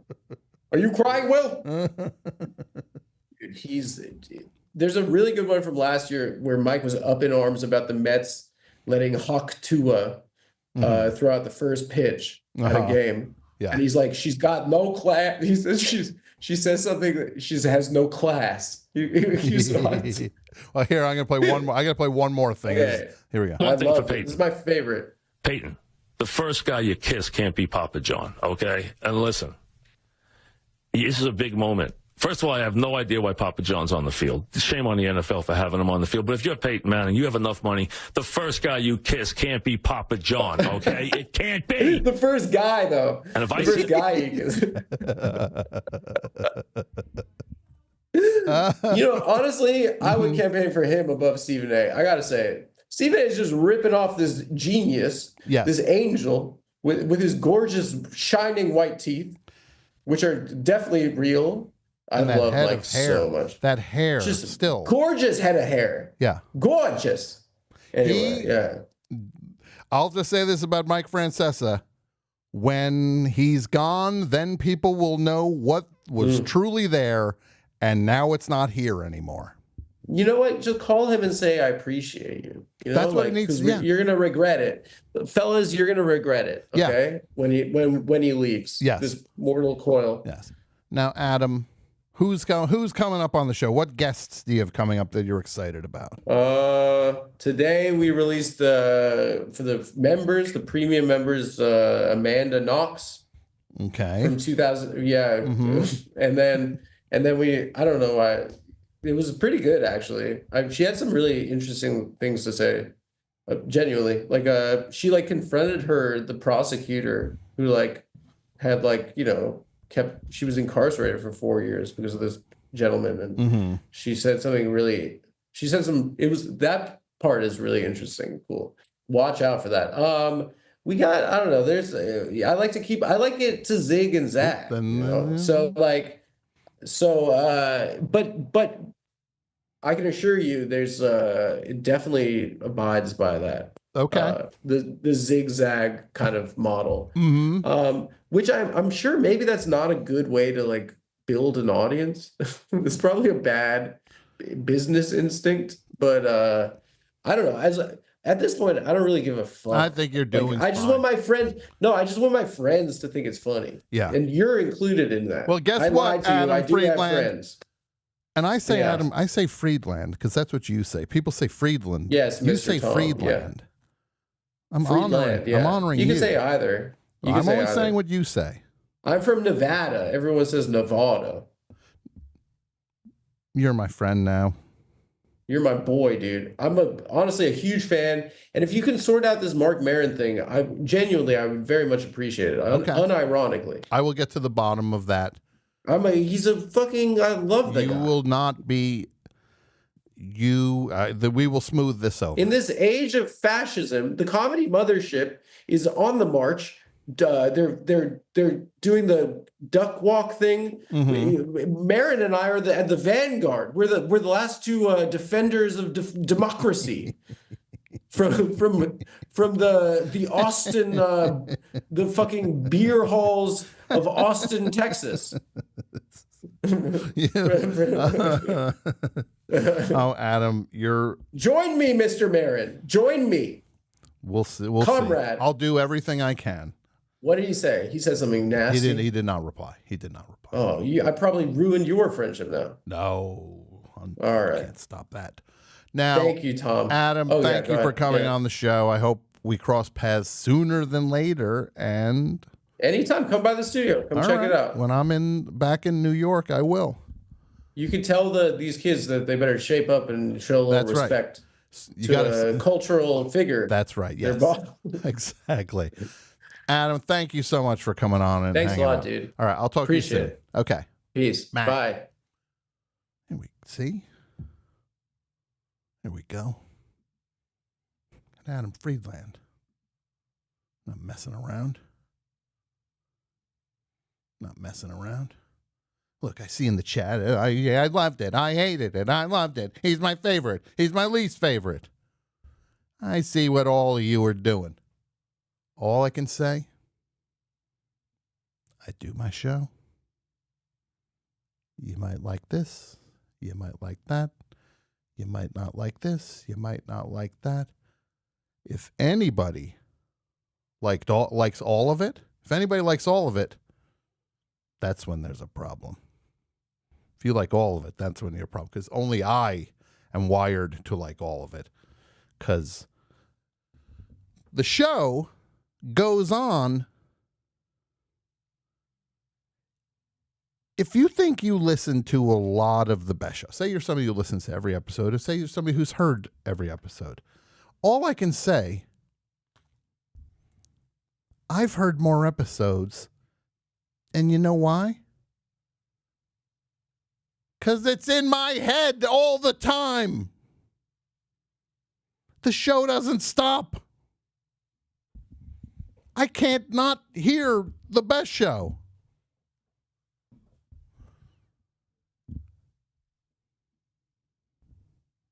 That's where we're at. That's where we're at, guys. Let's listen to something by Game Theory.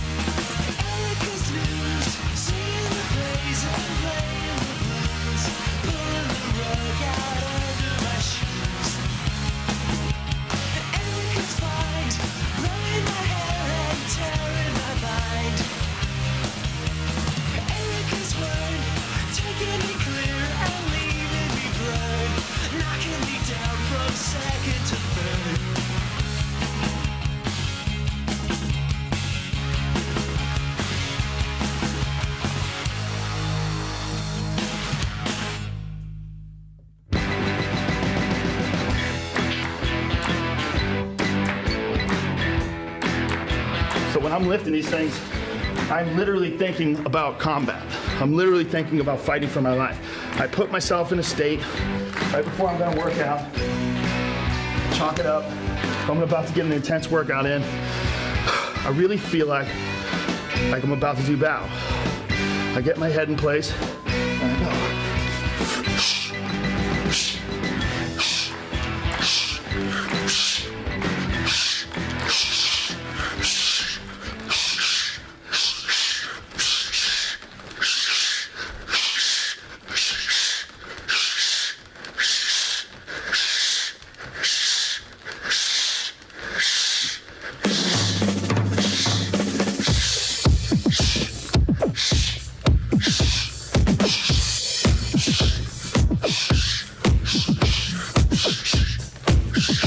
This is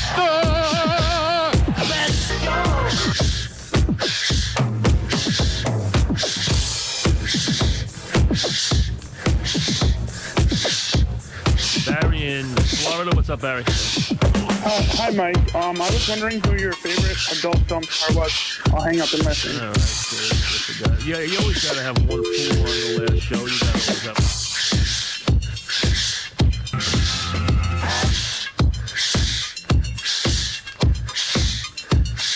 How are you feeling, snake boy? Would you like Burger King over McDonald's? That's your worst take, I think. Absolutely. That's a crazy take. No, that was fine. I mean, I like Burger King. The answer is yes. Smoking and drinking on a Tuesday night.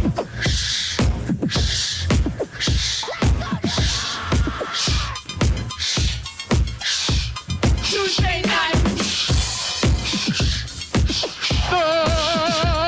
Let's go. I hope you have enjoyed this program.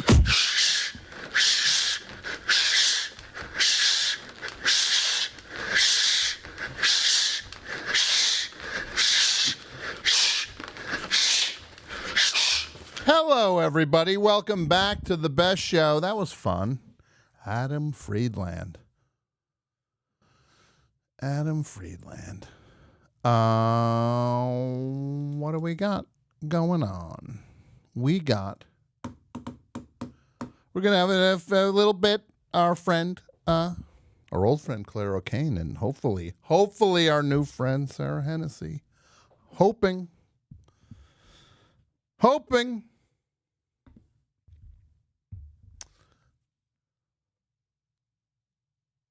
Now, Newbridge Notes. We have this hotline open. Can I access the Newbridge Notes here, my friends? I don't know that we got one for this week, actually. Well, let's see. Let's find out.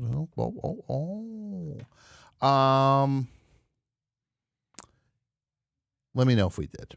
Okay. Yeah, sure. And I think there is a Newbridge Notes. I don't know. I checked. It looked like there was one message left on it. Best Show Live, 25th anniversary. We're doing shows in New York, Philadelphia, Los Angeles, and Chicago. I'm going to keep telling you about it. I want every one of these freaking shows sold out because we are working hard on them. I'm just going to tell you they're going to be special from the moment you walk in the door. The show will be special. We're going out on this one with a bang. Not that we're going out, but we're going for it, and we're not holding back.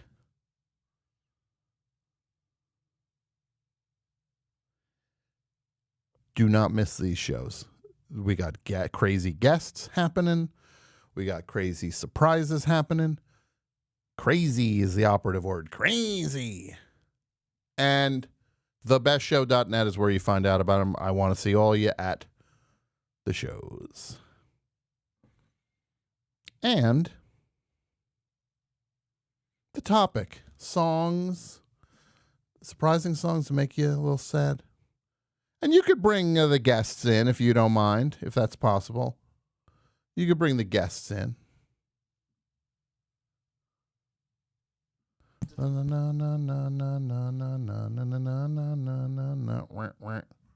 Quack, quack. Hold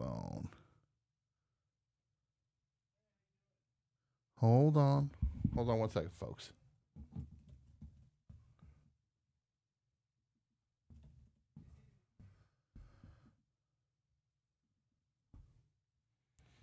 I just forwarded an email, producers, if you could check that out. I'm going to take a call, and hopefully we will be joined by Sara Hennessey and Clare O'Kane in a matter of moments. Let's see how that works. I just got to get, hold on. Sorry for doing this on the air, everybody. It's a live show. I'm not playing Candy Crush. I'm trying to do the show live and make it all happen. Let's go to the phones. Hello, Best Show. Hey, Tom. This is Dan in Springfield, Missouri. Dan in Springfield, Missouri. What's going on in Springfield, Missouri tonight? Dan? Oh, not a whole lot. I'm hanging out with my cats, messing around, trying to take apart my keyboard. Mm-hmm. Why are you trying to take apart your keyboard? Sticky keys? It is a little sticky. It could use a little cleaning, but the primary keyboard component, the PCB board inside it, is broken, and I'm trying to replace it. Mm-hmm. Okay. Well, I hope you get to the bottom of it without messing the whole thing up. Yeah, me too. Now, you got something for the topic, my friend, Dan? I do. I got a weird song that makes me sad, or at least made me sad one time. What song would that be? It is Pony by Genuine. Okay, and why does that make you sad? What in that song made you sad? Well, earlier this year, I had to say goodbye to a pet, a longtime cat named Mr. Business. And like with any animal, I personify them. I like give them a voice. And with Mr. Business, my girlfriend and I would anthropomorphication. Make him sing. Anthropomorphication. Yes. We like to pretend that Mr. Business was singing songs. Sure, everybody often does whenever a goofy song or like bad song. Not that I'm saying Pony is a bad song, but a goofy song. When it would come on, Mr. Business's response, which was just us, would be, "Oh, that's my favorite song." Mm-hmm. And Pony was one of his absolute favorite songs. Anytime we heard it, he would do a little dance. We'd grab him and kind of make him dance, and he'd talk about how he loved Pony. And recently, within the last couple months, I was at karaoke, my favorite karaoke bar, and a friend of mine, got up and performed Pony. It was just a song I hadn't thought about since Mr. Business is passing, and it made me sad there for just a moment, and then I thought about how funny it was to be sad at a song like Pony, and I think whenever I hear it from now on, I'll it hear hits it you how it hits you. You don't worry about it. But I'm so sorry about the loss of your cat. Mr. Business sounded like a good cat. He was the best.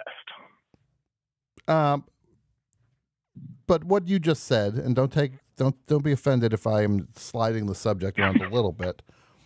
You mentioned the Missouri karaoke scene. What is that all about? Oh, well. Where do you do karaoke in Missouri? Karaoke scene. Oh, in Springfield, Missouri, the place to go is Ruthie's. Ruthie's off C Hold Street. on. There's a bar called Ruthie's? That's the most on-the-nose thing I've ever heard. Ruthie's. Ruthie's. Oh, like it's a Ruth. great bar. Yes. Okay, not Yeah, Ruthie's. yeah, like Baby Ruth. Like put a coaster on top of your drink. I would never go to a bar like that. No. So when you go to Ruthie's, when do you do karaoke? Is it one night a week they do karaoke? Ruthie's is a full-time karaoke bar. Sometimes they have shows, but I'm always disappointed whenever an actual musical act is playing. I want to go there to do karaoke. What kind of musical act plays if I was in a band and then I went to do a show and I realized we were playing a karaoke bar? Oof. Like who plays I've never Ruthie's? The Fix? Oh goodness. No. Icicle no Works? Touring acts. I don't think have taken Ruthie's yet. Mostly local acts. Local acts. So when you do karaoke, what do other people do? What karaoke seems to get done a lot in Missouri? I got friends in low places. That one? You do that? Oh, I wish. No, I never hear that one. The big one right now is Any Chapel Run. Say, can she's from the you town. see that? Yes. Yes. What if I did that at karaoke? That Chapel Run. I might have to do that at karaoke now. The Star Spangled Banner. Like I'll pick a song. I'll pick like Surrender by Cheap Trick, and I'll just tell them, "Don't play it. I got something else I'm going to do." And I just sing the Star Spangled Banner. Then I'd stand at attention for it. Then I do Surrender. I double dip. Oh, incredible. So what is your number one karaoke song then, Dan? Oh, well, last night I think I did a new one that might be my number one. Bell Bottom Blues by Derek and the Dominoes. Okay. A lot of standing there, though, while he solos, right? You have to stand there while someone who's not there is soloing. You just got to watch. You got to pretend that you're in a band and that your guitarist is doing a solo now, but there's no guitarist. You're just up there alone. The worst karaoke song you can do is 21st do Working Man by Rush with the full instrumental break. Yeah, no, that wouldn't happen. Which I think was 3.5 minutes, something like that. 21st Century Schizoid Man's the worst karaoke song you can do. There's only about 80 seconds of singing in the whole thing, and it's a 7-minute song. You have to stand there literally when it's going.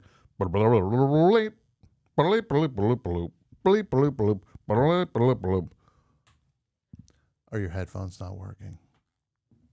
Are they working now? They're working. Okay, there we go. Hi. Hell? I'm testing it as a headphone check. I'm talking to my friend Dan from Springfield, Missouri. Voila. Now, Dan, thank you for the call. I'm doing my own tech. I'm doing my own tech over here. All right, calm down. All right, Dan, thanks. Thanks, Dan. Now, I'm going to talk to you all about, folks, the concept of friends. What does friends mean in 2025? Some would say I have no friends. Some would say no one likes me. Some would say I don't matter. I'm only as good as promotion you can get from my show. That's what some would say. Some would say they're planning on beating me up at the Oasis show this weekend.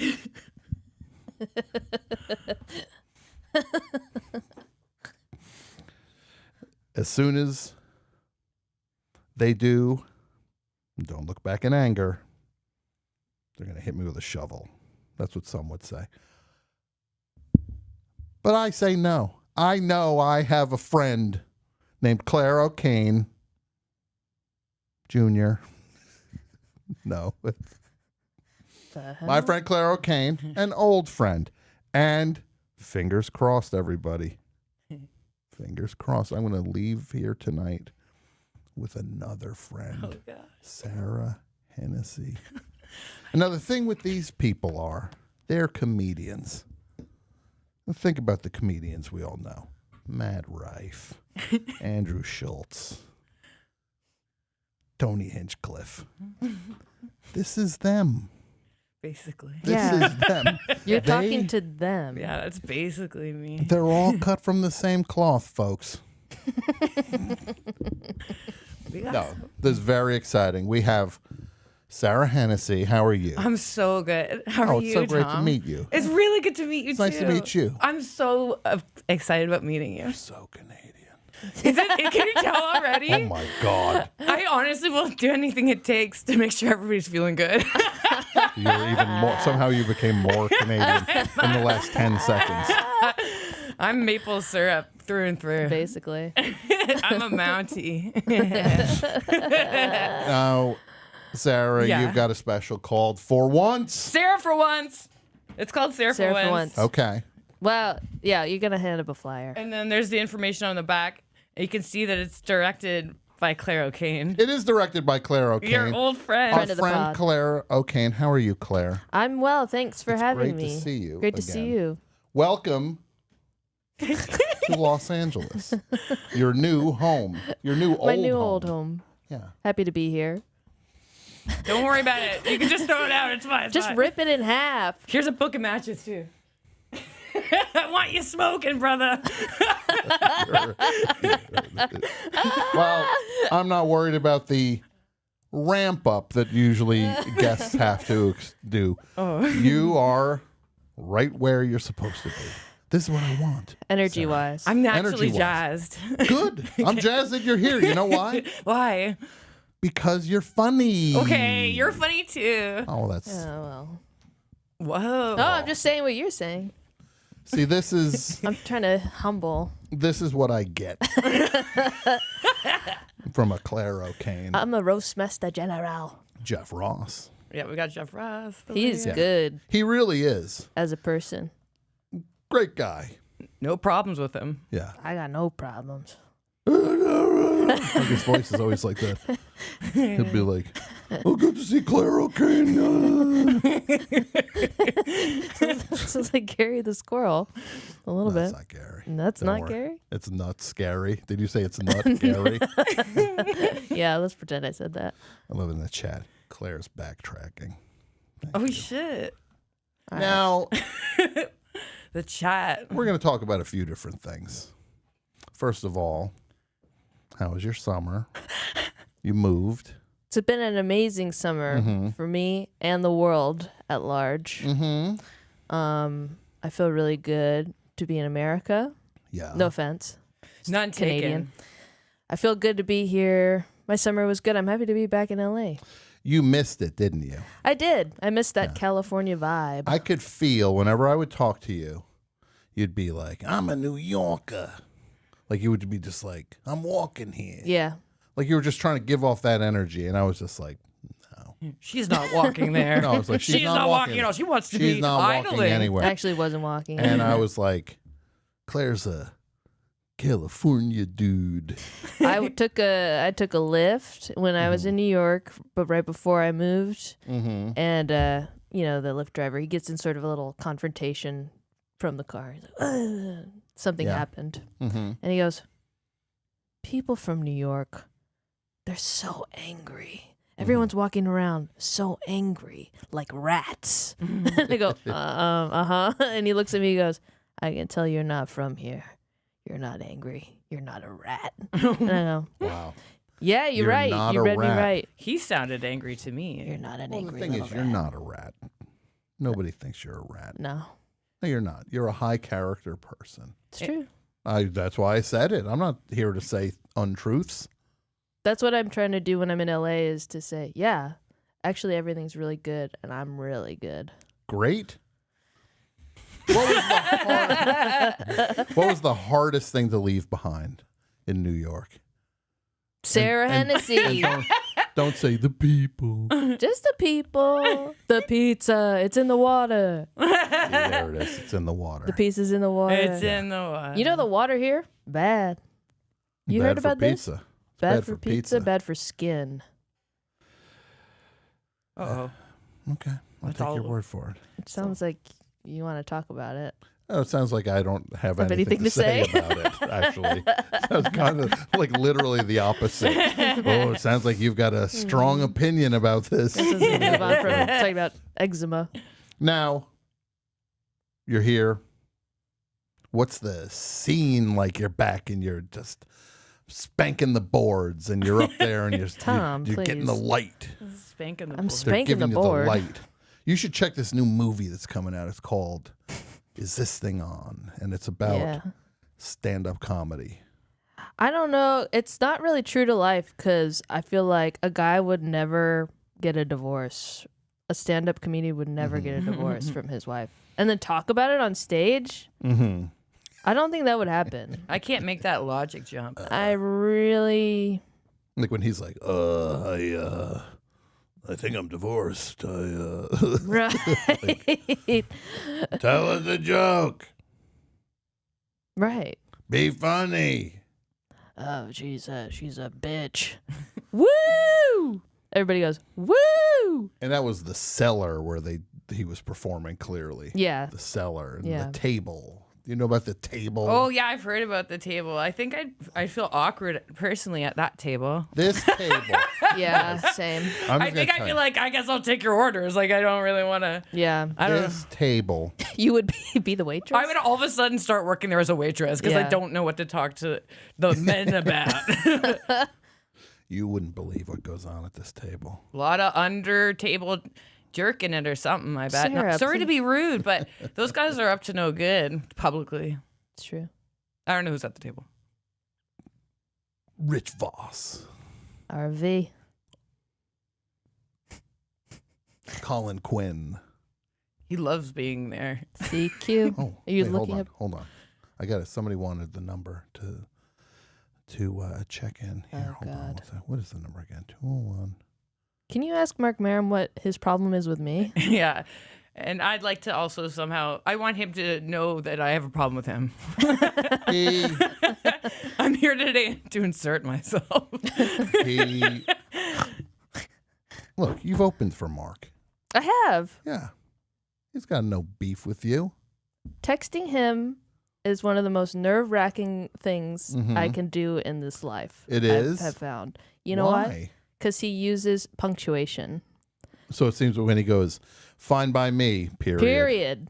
Yeah. And you're like, why are you so mad at Are me? you are you going to arrest me? Yeah. Fine by me, period. Mm-hmm. No, I don't like punctuation in texts. Shouldn't be there. I hate it. Capitals are kind of on their way out too. I think capitalization is exclamation point. Exclamation points are the only punctuation I use because then you're selling enthusiasm and presenting enthusiasm to somebody, going like, "Sounds good to me." If I just write "sounds good to me" with a period, worst thing you've ever read. Yeah, it doesn't sounds like it sounds bad to you. If I write "sounds good to me" with no punctuation, you're in like the what? Where am I? You're in purgatory right now. But if I say "sounds good to me" with an exclamation point, you know where you're at. Absolutely. And I have a new way of texting that is feeling fantastic. And that's instead of using question marks, I'm using exclamation points. Okay. So I'm like, how are you? Mm-hmm. And people are like, she wants to hear the How's your mom recovering? Oh, God. So sorry about the news. Yeah. I've been doing ... No way. Ellipses? You're doing ... Like, I might be gone. I might be back. I go, hey, do you want to go to Zuma tomorrow? ... Zuma Beach. Oh, I thought you meant Zumba. Like, no, at first, no. even though I know Zuma is a beach. Zuma Beach. I was hoping you meant I've Zumba. got Neil Young albums also It's in the Boo. I was there yesterday. at Zuma Beach. Yeah, I got completely blasted by the waves, and then my top came off, and a woman. I'm sorry, I'm not usually this blue, but here we go. This woman and her daughter were like pull up your top, and I was just like, oh, sorry. I'm sorry you saw the titties. And I took my bottoms off, and I go, remember this? Remember this, and then you got in, and then the wave blasted bottoms on you. Remember this, people? Yeah. Don't forget. Don't forget. From what? The Amazon from show? the one time from the pilot I did that didn't get picked up, where Everybody I showed knows my about that. bush. Everybody knows the bush. I gotta. Y'all remember this? Y'all remember this? People are saying this might be the filthiest episode of the best show ever. I'm sorry, everybody. I've never talked like this before. I'm just trying it out. I think it's because Adam Friedland of Cumtown Yeah, there we was go. on the show saying all the And you notice I didn't say the name of it once. You acknowledged it, though. That was pretty good. Of course. I'm not going to pretend that something doesn't exist. Seatown. Yeah. And That was a good grocery is he the store. mayor? Who? Now- Adam Friedland? Yeah. So, the year is 2012, I'm going to say. Uh-huh. Damn. Take me back. What? Mayan calendar. The end of the world. director, Stanley Kubrick, is being honored Oh, yeah.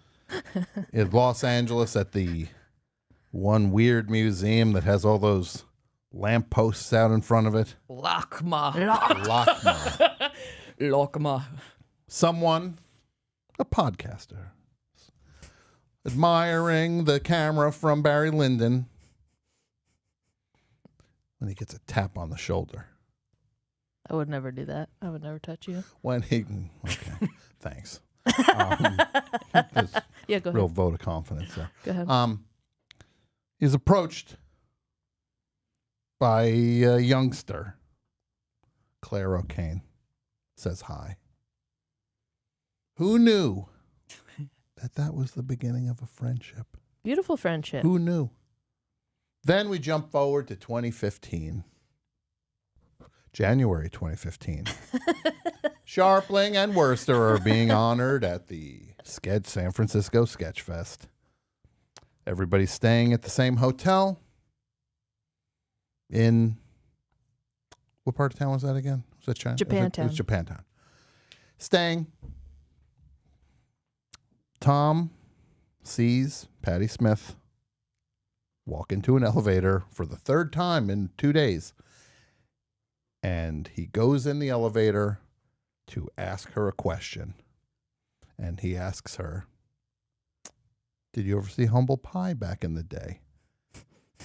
And the look on Patti Smith's face said, I don't want any of this. And I do believe she got off at the wrong floor to get away from me and had to go up through the fire escape to get to her room. Mm-hmm. I go back down to the lobby and I see Clare O'Kane again. Clare O'Kane, the first witness to this event. Pretty significant. Yeah, yeah. I will say that's Yeah. not how it went. Sorry. I saw you Yeah. before you saw her for the third time. Yeah. I saw you. Because you were telling me you were going to do a late night comedy show. You were telling me I sure should I go was. check it out. I'm You're always saying- hustling. Here's what you were saying. in You that got to way. check this thing out. It's going to be me and my best friend Pete Holmes, and the two of us are going to be tearing it up. Uh-huh. And it was really good. You said, put your truss on because you're going to blow an organ. I gotta look up what a truss is. I know. later. But you came up to me before you saw Patti Smith for the third time, and you go, "Hey, I just saw Patti Smith. I think the next time I see her, I think I'm gonna say something." Yeah, and then you said, do it. I think I said, "Yeah, you should do it. So, you should ask so her." this is much something." worse than I thought. You were on my shoulder, the devil on my shoulder. Yeah, do it. It'll be fun. Devil didn't say nothing about no humble pie. You dug that up. I'm not crazy about that. Devil didn't say nothing about this persona. Devil I don't know didn't where this say- came from. Like, yeah. Now, well, where does a Clare O'Kane meet a Sara Hennessey? Okay, at a comedy show, not to like Believe it rock or not. everyone's brains, Mhm. but it's through stand-up comedy. Yeah. At Vaughn? Somewhere in let's say New York City. In New York City, I just moved there, and you and Nick just got engaged, and I like went in hard with a big congratulations, but you didn't know me. Sarah all but invited herself to the wedding. Honestly, I'm dying for them to do like one of those things where they're like, let's renew our vows. 'Cause We're gonna renew our V's for you sure. better renew the V's because I feel like I'll play a huge hand. I think I'll get invited to that one. I didn't have enough time. I had just moved there. But now when I What find year are we talking about? I moved there in 2018. So yeah, you I got a moved to green New card. York. You Yeah, got a from green card. Toronto. Yeah. Green card. Toronto, Toronto. as they say. Toronto. Yeah, I don't even. Toronto. I say barely any of it to be extra Torontonian. When's the last time you were back? Last month. Okay. Did you miss it? I like it. I like people. Sure. Yeah, I went back to do a show and also to hang out with my mom and dad. Okay. It was pretty wholesome. Those guys are not bad people. Sure. I'm not here to say they are. Now, the idea of somebody from Canada who is bad, that is a truly, I feel, Yeah. if you're a bad Bad. person from Canada, you are one of the worst people on earth because you have everybody's guiding you to be half decent. Absolutely. You're deciding to go upstream. Yeah. Some people might, they go out of their way to maybe have like, they want to break out of like the polite society vibes. And they're like, I'm just going to be a dick and it's going to feel great. Haven't met one, but I bet that happens. I'll say some of the scariest people I know are from Canada. Well, this is the thing. Since it is such a polite, like, I don't know, kind of vibe there, it's on the razor's edge of passive aggressive. Yeah. So it can be really frightening when somebody's like very angry, but they don't know how to express it in a healthy way. And they're like still smiling and you're like, don't murder me, man. Sounds like the Irish Catholics. Some of I was in Toronto for probably like 3 months. I lived there shooting a TV series. Which one?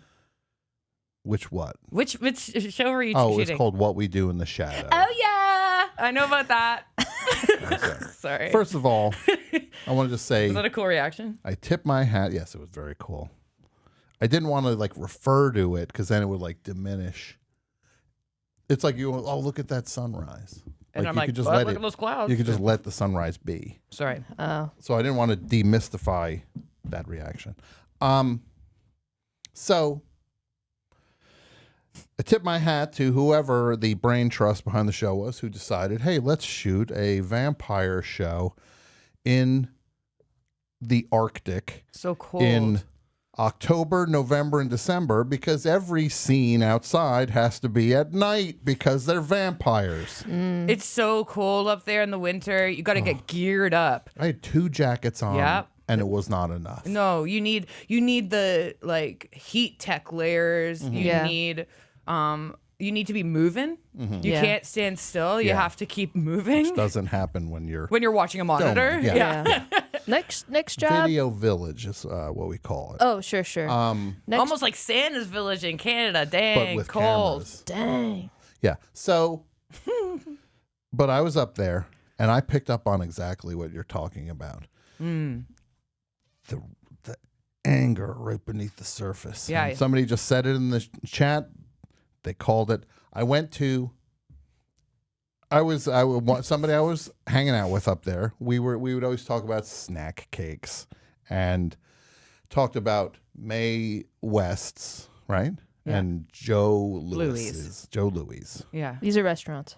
These are snack cakes, Snack cakes. in like Okay. the clear Yeah. plastic. Yeah. Great. And they also had, I don't know, whatever the one with the raspberry filling was. Yeah, but so I was like, oh, I'm going to get a box of Joe Louis and bring a box for my friend. So I go to a grocery store in Toronto. It's at night. It's a 24-hour store over by the Hockey Hall of Fame. Cool. Which is the Hockey Hall of Fame is like next to like a Raising Cane's. Right. It's like it's hidden in like a strip mall almost. Right. Like a mall, not a strip mall, a mall. It just seems like this is like hockey. Yeah. And we're in Canada and you guys are putting this here as if it's a Guitar Center. as if it's a guitar center. Yeah. Yes. It's like I thought there'd be a little separation from just other businesses. Absolutely, a lone building would be great for a Hall of Fame. Clearly The not. national sport. Yeah. So I go to the grocery store at night, 24-hour store. Hard finding an employee. I finally find a guy who's working he's putting items in the like frozen shrimp and things into the thing, into the freezers. So I just go over to him and I was just like, "Hey, I was just wondering, do you know like where the snack cakes are going to be in the store?" And he just turns to me and he goes, "Not my department," and then turns away. Literally, he was so mean to you. That's like a Kids in the Hall character. Not my department. Yeah, Could it's have very been. Bruce McCullough. We were not my far department. from the Rivoli. Ooh. The Rivoli was right nearby. Really? Yeah. Maybe the sketch troupe kind of went to work at that place, and then the grocery store people went to the Rivoli to do a sketch show that night out. The Toronto.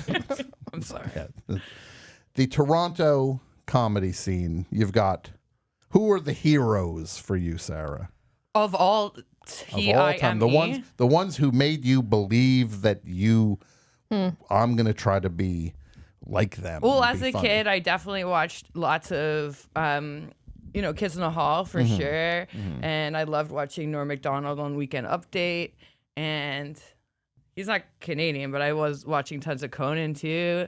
I think I liked the inherent silliness, and it felt like Clubhouse vibes. Like, I can't believe this gets to be on TV, and that makes me feel jazzed. And what else did I like? I did watch. It's not a comedy, but I would watch the original Degrassi High a lot. The hair from the '80s, pretty great. Sure. SCTV, a bit of that. It's a bit. I just kind of watched a bit of reruns on that. But I'd say, what else did I really like? I really liked, I don't know, when I was a kid, I just really liked Wayne's World, the movie. Sure. I will still watch that and be so stoked whenever that comes on. It really lights me up.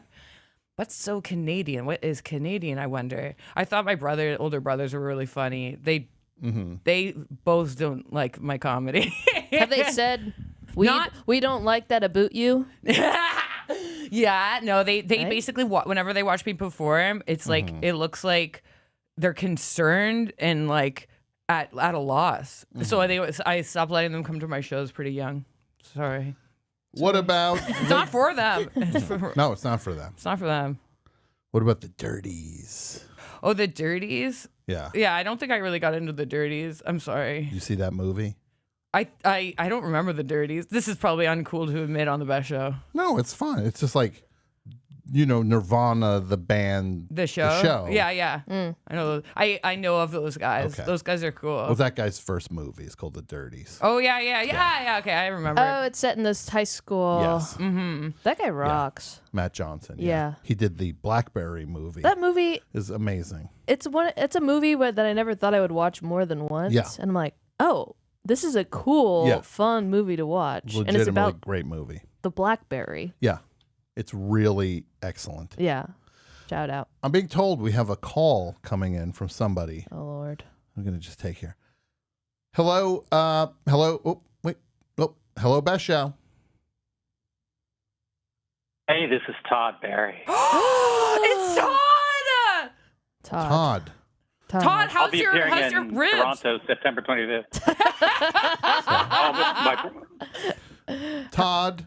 How are my ribs? How are my yes? You? Yeah, my broken ribs. You're talking about. Yeah, your broken ribs. Now what? This is the thing. Todd Barry says, "Hey, I'm coming to Los Angeles. Look out." The dream. And then Mr. Hollywood. Then I'm like, "Hey, what's up?" And then he's like, "Not so good right now." What? You were in the hospital? Yeah, I was taking a very dangerous route, meaning a residential street in Silver Lake, and I just kind of was walking down the steep. I guess they call it a hill, and you know the thing where your feet start walking by themselves a little bit. Yeah. Well, mine started running, and I wiped out. And all these people were like 5 or 6 people came over and helped me. Woman took me to the emergency room, and I have 5 broken ribs. Oh my goodness! The velocity, right? That's what made you fall. The trip, the velocity, the angle. Yeah, the angle as well. I'm sorry, dude. That's so scary. I don't. Todd, I should also say Clare O'Kane is here, and Sara Hennessey. Yeah, I know is that. here. Oh, I know That I wasn't prepared for. Okay. Oh my God, what a character! Now, I love Sara. Are you? How are you doing physically? Are you all right? Getting better, I hope. I am getting better. They say everything. Ribs are they're self-healing, meaning they don't do anything for you to help them. Yeah. You're supposed to wait it out. But I'm not in massive pain, except when it first happened, I was in like screaming like a maniac pain. Like you would have felt bad for me. That's how bad. Like you were screaming. You were screaming the way like a Todd Barry fan screams when they see you walking down the street. Yeah, when they got the last ticket to one of my sold out shows. That kind of screaming. Yeah. Oh my God. Yeah. So. But yeah, the pain has subsided a little bit, except when I sleep, which is when you want immense pain, is when you're trying to sleep. Sure. No, it But usually. the hospital, I was in the hospital for 6 nights. Jeez. Oof. Yeah, and who visited you? 6 I nights in the wonder. hospital. Who visited you for an hour? I can't one remember day? one person who visited me.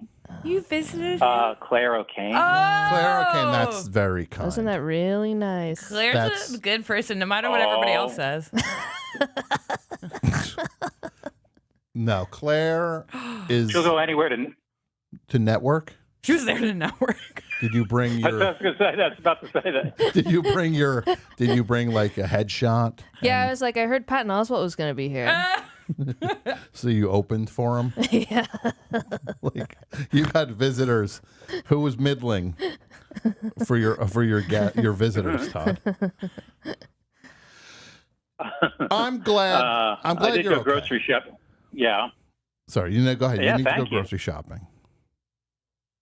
No, I went to go grocery shopping with Patton Oswalt. That's all I'm saying. Okay. Oh. Lou, I'm thinking about this. This sounds like an Albertsons style trip.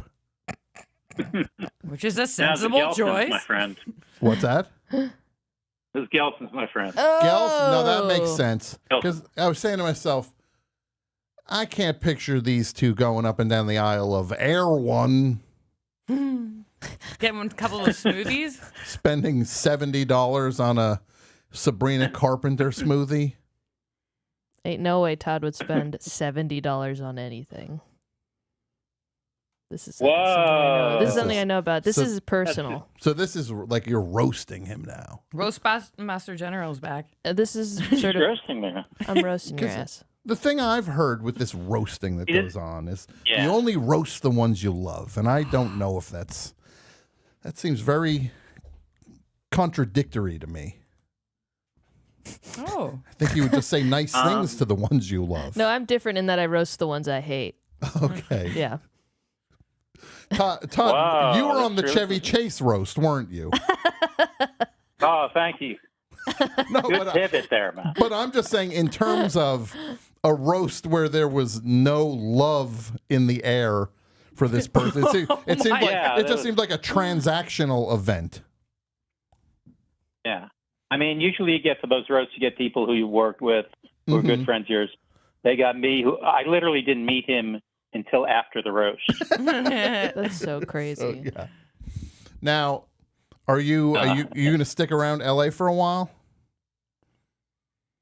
I'm going to stick around till Saturday Okay. when I'm allowed to fly home. Mm-hmm. But Todd, do you still need the only this? showbiz thing yes. No, go ahead. Do I need what? Do you need this floss that I bought you that I forgot to drop off at the hospital? Yeah. Is it the one in the blue I container? mean, I'm not going to make you have. That's the best one. How does Sara know about my floss? I just guessed a floss and I was 100% correct. I swear to God, I didn't say anything about the floss. I knew that you'd want the best, and apparently that's what you're getting. That's what Claire's taking home for herself. I know that. I gave Claire a Flint mint on the way here. I don't know whether you guys have had one of those or for blowjobs. Sarah, please. I don't know whether you guys know about that. Well, that's what they're for, but I just was looking for a mint. Can you tell me where that hill was you fell down? I think I might want to drive over there now. Wait, Todd, what did you do that was Hollywood? You want to finish your anecdote? Well, no, this is the only showbiz thing I've done since the fall. Oh, since the fall. Yeah. Well, here's a crazy coincidence story. Yeah. Can I tell you this crazy coincidence story? Yeah, please. The last time I think I saw Sara Hennessey, she was getting a haircut.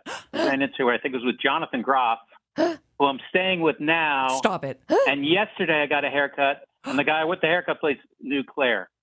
Okay, this is all coming around. This means something. Yeah. It's not up to us to decide what it means, but I'm just gonna say thank you to the universe. No, this is like This is what I like to hear. My favorite kind of story.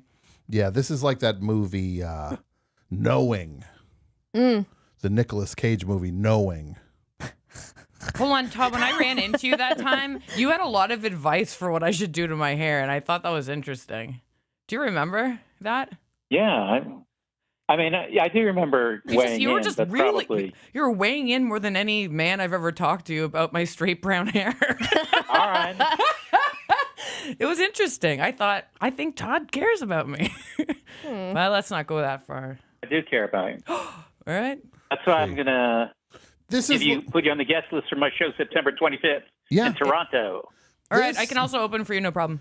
This is like, I gotta say, this is like a new Todd Barry. This is like when Letterman came back after the quadruple bypass surgery and was like kind of, he was just, there was like a warmth to him. And Todd with his 5 ribs this is your quadruple bypass surgery, and he's helping and putting people on the list and giving a warm laugh in reply to things, which is like, the game of comedy. Usually you'd want to ice out Sara and make her think she's bombing right now. But now it's kind of, I know, man. It's a new you. Yeah.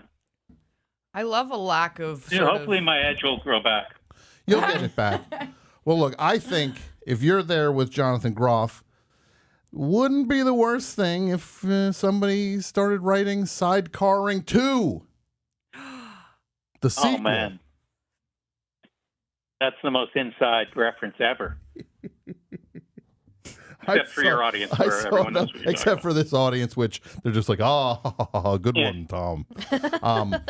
No, Sidecarring was a very funny show that Todd did at the UCB Theater with Jonathan Groff. A live show. Live show, a live 2-person show. Live show. Yeah. Live show. Love a live show. It was great. Electric. Live show. Yeah. I love a It was live pretty good. It was great. It was fun. It was really funny. Were you in a sidecar? The Casey and the Sunshine Band runner. Right? Move. Yeah, it's a hard show to describe. Move. A knowing move it all laugh. around. Whatever that is, I like it. I saw that show probably 5 times. I think we did it maybe 6 times, so that's good. Yes, I'm in the 80% club. Only trumped by Icky. What's Icky? Oh, Todd. You don't know about Icky? No.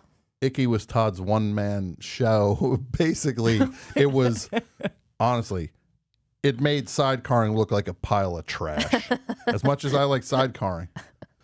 Icky, it was based on, what was it again? It was you were on Conan. Is that you were on Conan? Is that what it was? I was on Conan, yeah.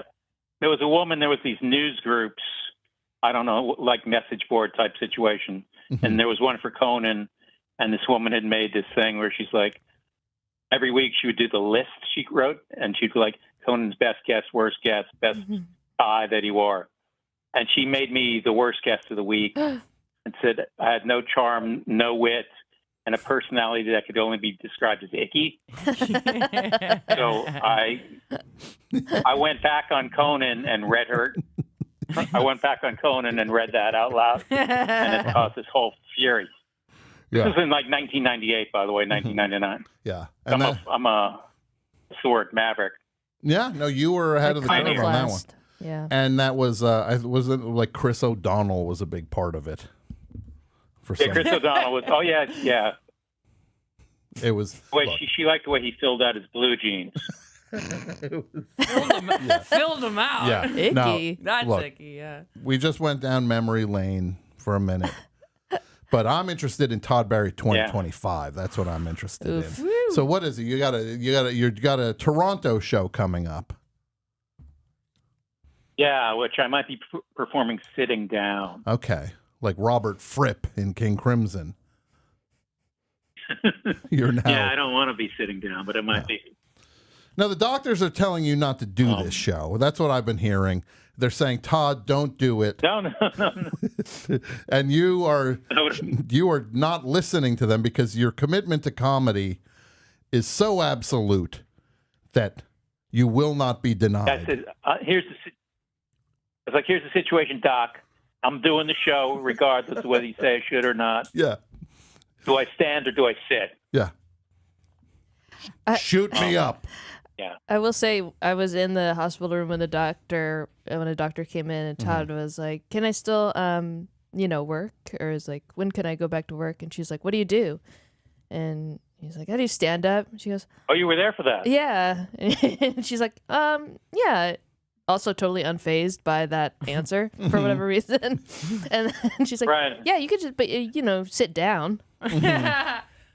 So it's doctor's orders. Look, this is Los Angeles. You throw a rock and you hit a talented person. out Right, here. right. I don't know. I think you should lay down. Nobody else is doing that. No one's doing that. Take it all the way down, Whoa. Todd. Yeah.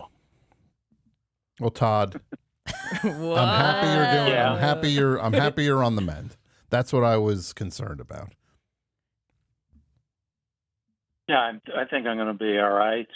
And when you should have milked this for a little more sympathy. Yeah, you peaked too early with your. I chose to be honest and forthcoming. No, you should have.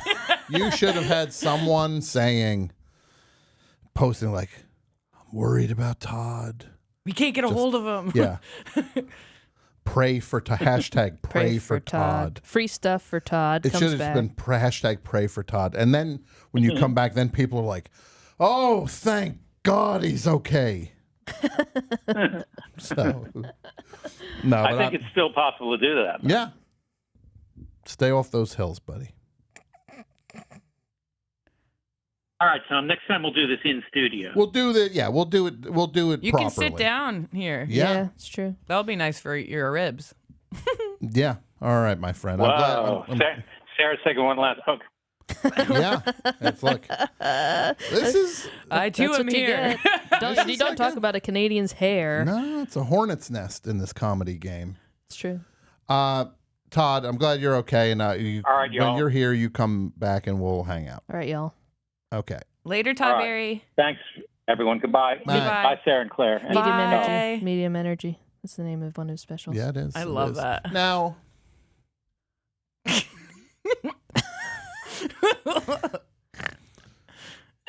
when did you know, Sarah Hennessey, that it was time to do a stand-up special?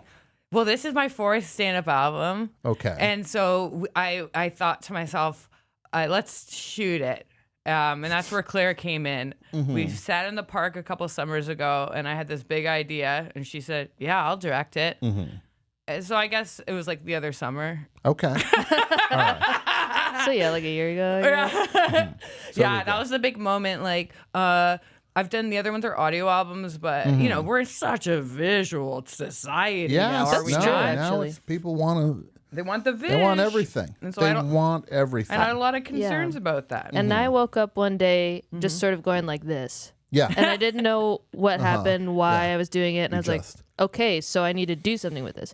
And for the listeners at home, I'm putting my fingers in two L's, sort of a 14. Frame. Yeah. Whatever Like that a director widescreen- style frame finger. Yeah. Now this is. Could this be something you learned at that Kubrick exhibit? Could be. We do have some interesting Kubrickian Kubrickian. shots. Stanlickian. Yes. And you know what I did get from the Stanley Kubrick exhibit? What's that? Do you remember Chlamydia. Todd's I almost called you Todd. This guy's the fucking guy who I can't remember. I like this story. The guy who did the posters for like The Shining, and did like the titles.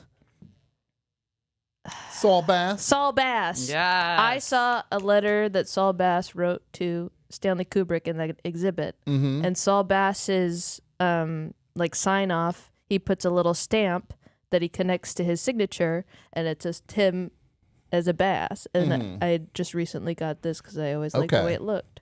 I like that tattoo. Saul Bass. It's awesome, and it's pretty fresh. And it's pretty. Looks like a nice fresh tat. Yeah, if I was on Ink Master, I would say that tattoo looks like a sticker. It reads from across the room. It's clean. Is that what they say on there? Then that's good. That's what you want. I'm making this stuff up. I don't know. I can't make stuff like that up. Yeah, you're right. It's too real. That's too real. They would say it looks like a sticker. I can read. It got reads from across the room. Damn. They would, and I would. I'd win. Well, you'd still be in the running to be Ink Master. Well, you'd be a human. You'd be a human canvas, so you would have no stake in this. I would say no skin in the game, but you literally have nothing but skin in the game. And that was non-union for sure. Are you sure that a fly-by-night tattoo show would not completely respect union rules? I'm just guessing. Yeah. Dave Navarro was the host. Right. That's what you want. And I saw him at Home Depot when I first moved here. He was walking the aisles. Now that's a good omen. That was a good, yeah. You're like, this town rocks. Yeah. Yeah. He, on that show, he would always say he liked to live moss. He likes to, like, the whole point of being an Ink Master is to live moss. And Taco Bell has sponsored this next challenge. Oh, yeah. I saw that clip. I also liked when they put the, the Jägermeister machine in the loft for everybody. That's productive. They're still getting people drunk on reality shows, aren't Yeah. they? As a means to create a story. That's kind of fun. Look at this guy in the chat. What's he All doing? Is he these popping off? millennial guests make you look like an old man. Whoa. What's this guy's ish? What's your ish? Don't you know it's good to have friends of all different ages, brother? Ink Masters is not an old reference. This is a recent reference. Tell him Ink to Masters. call in. No, I don't want him to call. I want Never the mind. opposite. I want him to knock. That on. hurt my heart. It's not true, Tom. That's not true at all. Let's just find out where this guy lives. Hello, Best Show. Hi, Tom. This is Dan in Iceland. Dan in Iceland. What time is it in Iceland right now? It's 12:30 in the AM. In the AM. What is the weather like in Iceland? Right now it's just sort of summer is finished, so it's coming into winter. It's a bit chilly. The darkness is coming back. The darkness is coming. Yeah. How at its most extreme, how long does it stay dark? So we're a little bit south of the Arctic Circle, so we get like maybe hour of daylight or so where I live because we have pretty steep mountains. Oh my God. How do you deal with that? There are therapy lights that some people use. You also just kind of get used to it by having to go to work. Sure. Yeah, I don't know. Well, it sounds really challenging, and I don't know if I could handle it. So I'm glad you can roll with it. Would you be? What would that do to you, Clare O'Kane? The darkness? Yeah. It would bring out the most creative period of my life, most likely. Okay. Because the outside would finally match the inside for a longer period of time. Yeah, Do you know how many pilots I could write during the dark time? Sure, how many? 2. 2? Okay, well. 2 and like maybe a short film idea outline. Yeah, you'd write the initial thing and not add to it. Yeah. I would fight the darkness. You're fighting the darkness. Sarah's the most positive person I know. I feel would like fight Now, is that true? Is that true? Are you Yeah. are you a very do you see the world as an inherently good place? No, I'm just naturally jazzed. she just wants to have a good time. Is the thing. Sure. And I get excited over very little things, and I don't think that there's any point in not doing that. But if I was in Iceland and there's only 1 hour of light, I could really see myself being like, everybody, let's get outside. Like, you know what I mean? I'm like, let's move our bodies together. Yeah. Silent discos. You'd be bringing the community together. Yeah, and I'd be like, I know we're all going through a lot, but let's do it together. Yeah. Let's do it together. I've been watching recently Northern Exposure for the first time in my Hell life. yeah. And there's an episode where there's a dark time and everybody goes crazy. And I was like, that seems awesome. Awesome. Yeah. It's That's my story. interesting. My friend lived in the Yukon, and yeah, it was also periods of darkness. And yeah, people just really live hard, man. You got a lot of drinking happening. Yeah. And tomfoolery.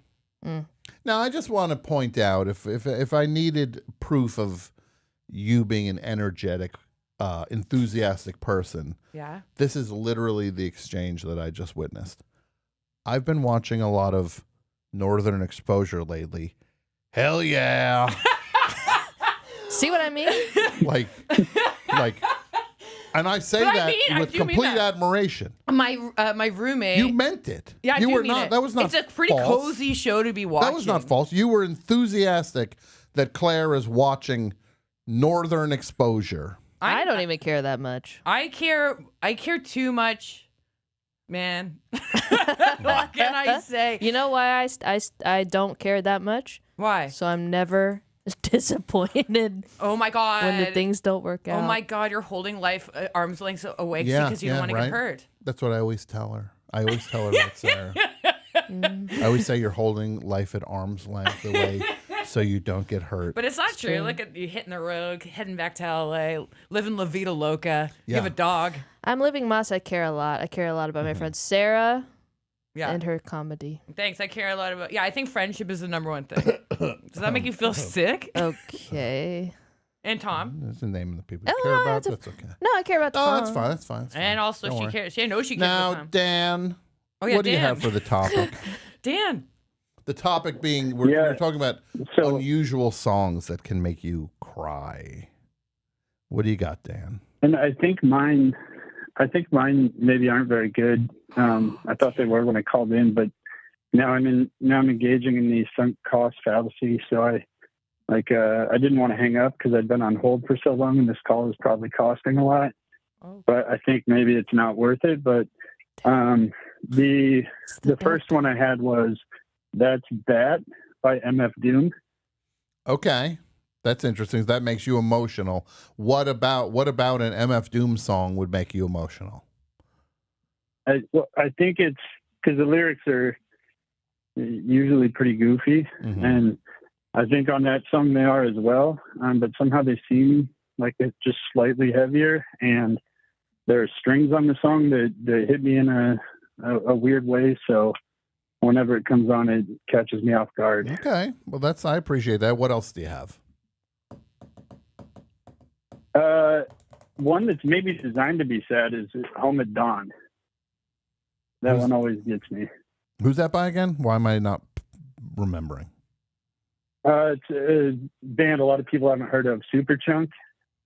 What album? What record is "Home at Dawn" on? It's I have it on this recent compilation that came out a few years ago, but it's I guess it's a Mac McCon song. Okay, well I'll definitely it's been floating around for. Okay, I'm going to catch up on that. All right, buddy. You have a great night and stay hanging in there while it's dark, because it will be less dark very soon. Will do. And I realize I need to increase my creative output.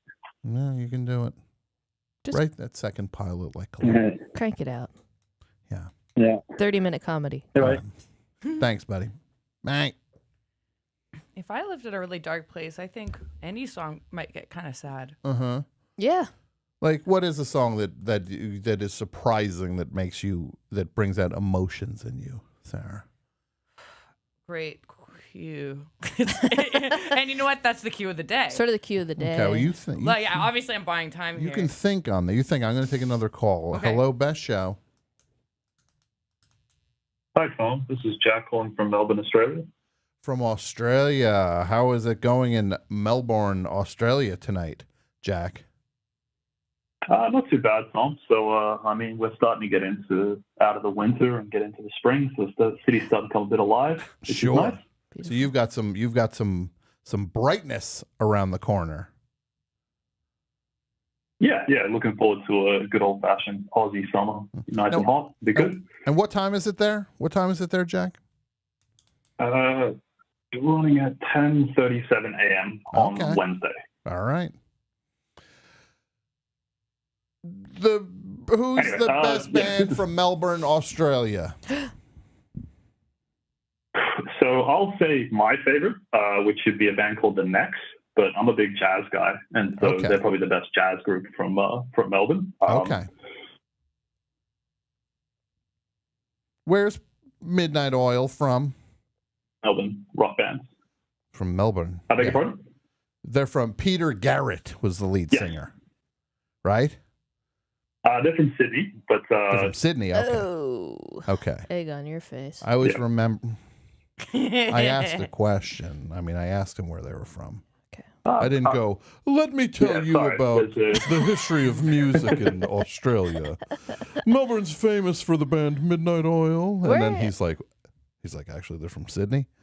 No. The funny Do thing. you ever hear the Midnight Oil live album Oils on the Water? I don't think I have, no. I always like Incredible that. live record. You should check that out. I like that one song where he says, the rich get richer, and the poor get the picture. You know that one, right? The rich get richer, the poor get the picture. Read about it, that song. That's a great song. You familiar with that song? Oh, yeah. Look, I'm a big Midnight Oil fan. Okay. What's that guy up to, Peter Garrett, the big bald? He looks like the guy from The Hills mate, Have he had a bit of a misadventure. What's that? He had a bit of a misadventure after he was in Midnight Oil. Where Now, he, misadventure ended up getting seems like a involved with very politics. polite way of saying something worse than misadventure. What happened? He joined the Federal Labor Party, which is, I guess, the close analogue would be like the Democrats in the United States. Okay. And ran with for quite a while, but there was some scandals and stuff. Well, you broke up there for a second. You broke up there for a second. Just give me 1 second. I'm just going to take you off my headphones. Maybe Okay, that'll help of things. course. Please, of course. Take off the headphones. Is that any better? That's better. So just real sorry quick, about what that. did he do? He basically he became more of like a party politician guy. Which is like Democrats in the United States, or that'd be the closest one. Okay, no, see now I can't hear. Scandal and Okay. quite work out for this. What are Sounds like he's doing? talking to somebody else in another room. Yeah. But I'm sure he's not. Jack, I lost you there for a second. What do you got for the topic, my friend? Yeah, sorry about that, Tom. That's okay. You can hear me don't worry. again? I can hear you now. What do you have for the topic? Perfect.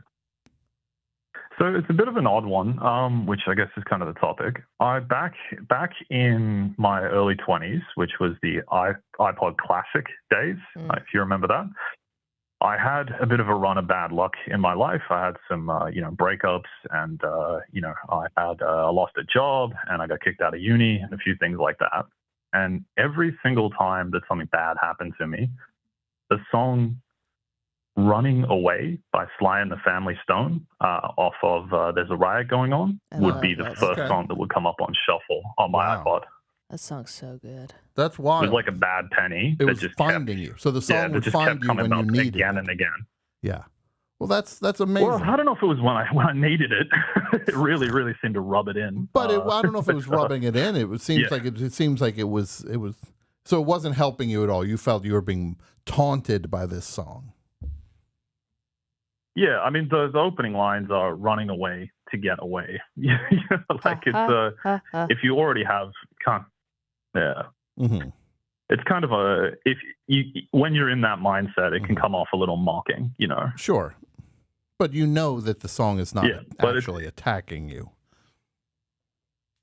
No. But this was not a good time, in terms of my headspace and that sort of I stuff. understand. So maybe I was coming at this from a bit of an odd angle. But it's gotten to the point now where obviously I don't have the iPod Classic anymore, so it doesn't come up on shuffle that often. But if I do hear this song out and about, it just takes me straight back to that time in my life. Sure. And it's just because of that context that it really gets under my skin. Okay. Well, then I hope you never hear the song again. That's what I hope. It's For a your good sake. song. That's what's about it. No. Never again. Never again. Hey, I've also got a quick recommendation for you, Tom. Sure. What's if that? I could. So, Tom, I have listened to the show for a while, so I know you're a big fan of music books, and I'm right in the middle of Jeff Weiss's book, Waiting for Britney Spears, about the Britney Spears' career in the mid-2000s. Have you heard about it? No. That sounds amazing. It's an excellent book, and it does one of my favorite things that those sort of music type, biography type books do, which is that it just frequently kind of spirals off down rabbit holes about different producers that she's worked with. Sure. All this sort of stuff. Fascinating book, really interesting. Jeff Weiss is a great writer. I really would highly recommend the book. And then also Jeff Weiss is an LA-based writer, so if you like it, maybe reach out to him. I think he'd be a cool interview on the show. Like I didn't realize I was talking to Jeff Weiss's press agent. No, I'm kidding. Thank you for the call. No, I'm just a big fan. I like his rap blog, passionweiss.com and that sort of stuff. So yeah, check it out, man. I think you'll really like it. I will check it out. Thank you for the call. All right. Good talking to you, Tom. Yeah, I'll see you later. Okay, bye. It's funny because some of these biographies, like these books, they start too early, like in the person's life. Like I was listening to this biography of the author Elmore Leonard, right? And it started in 1855. Like, I don't need to know what his great-grandfather did. I see. Like, what am I going to do? What am I piecing his family tree together here? Pre-Elmore. Trying to find some buried treasure? Sometimes it's good. You know the past, they understand the present. He never knew his great-grandfather. He's heard stories. Do you know anything about your great-grandfather or No.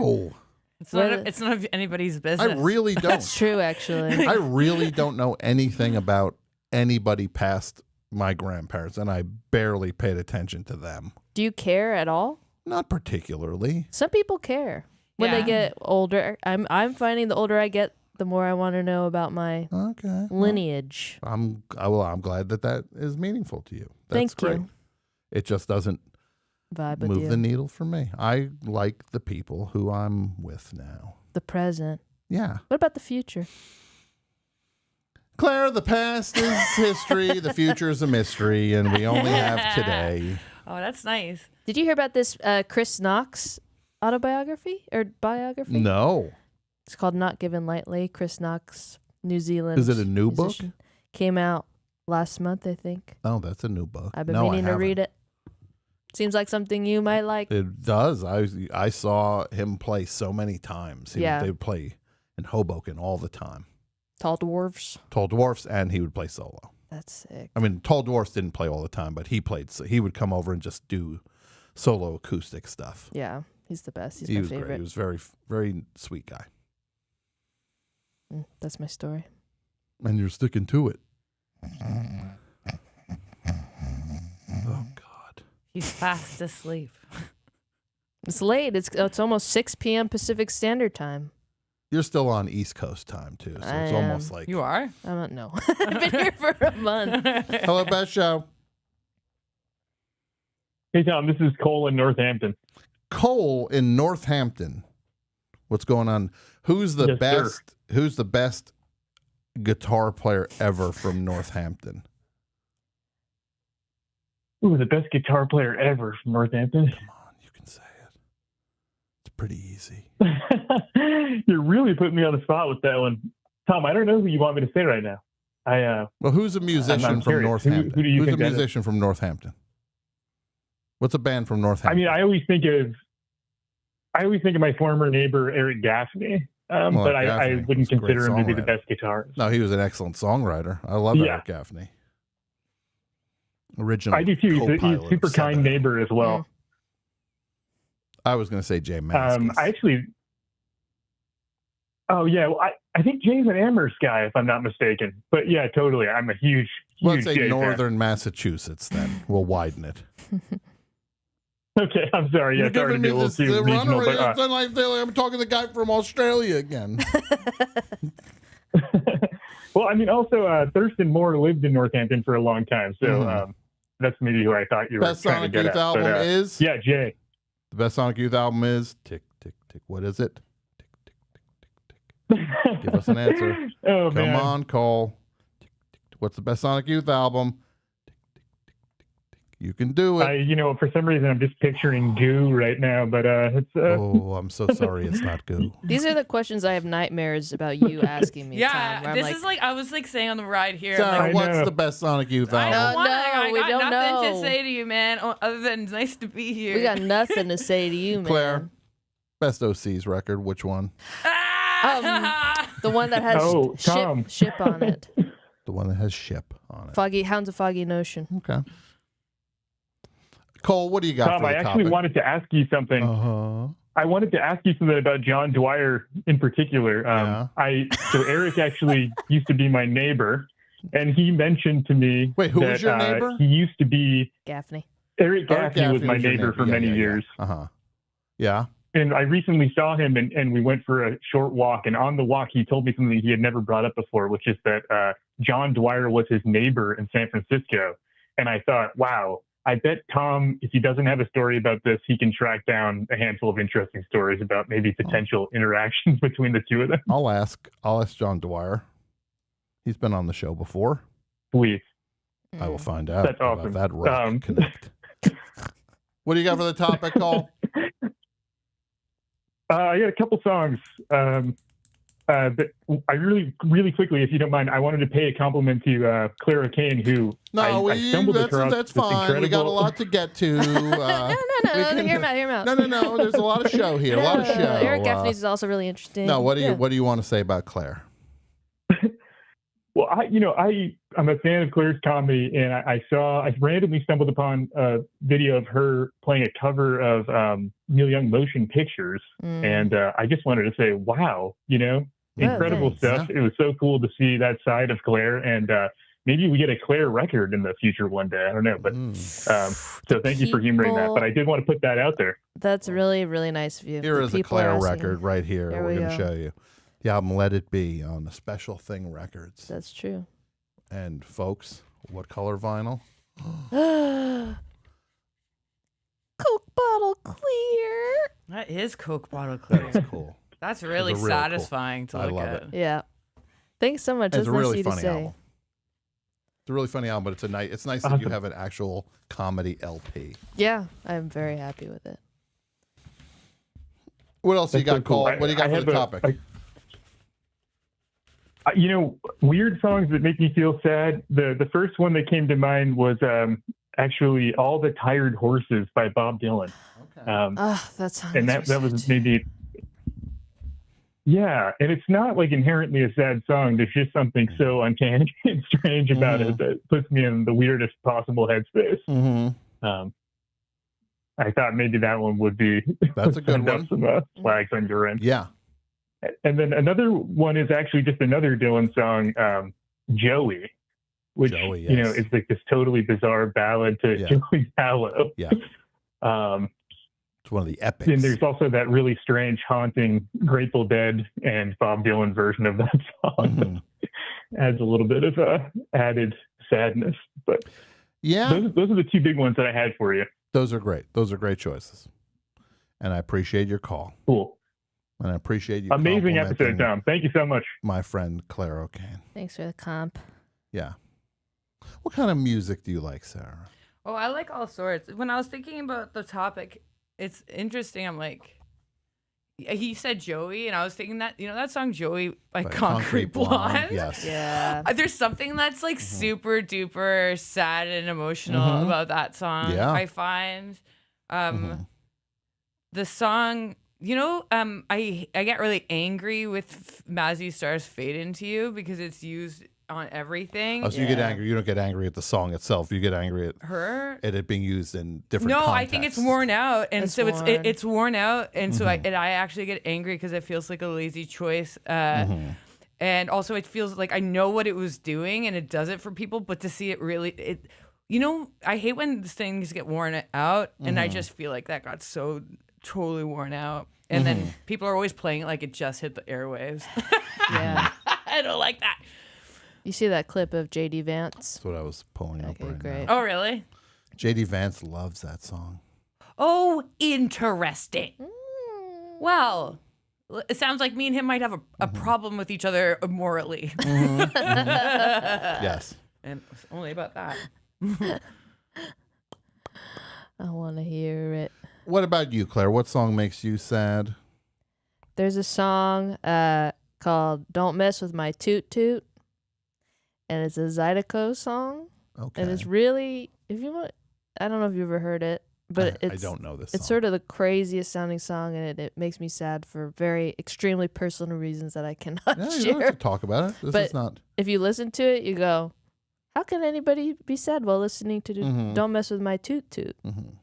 Well, there's a one will, there's a way. Yeah. Exactly. Where there's a toot toot, there's someone messing with one. You're telling me a toot toot mess this? Yeah. I've been trying to work with that joke format a lot lately. You're telling me? You telling me a monster mashed this? Yeah. Do you think that works? I love that. I was gonna save that for Halloween. Hello, best show. Oh God. Hi. Hey, Tom. Hey, who's this?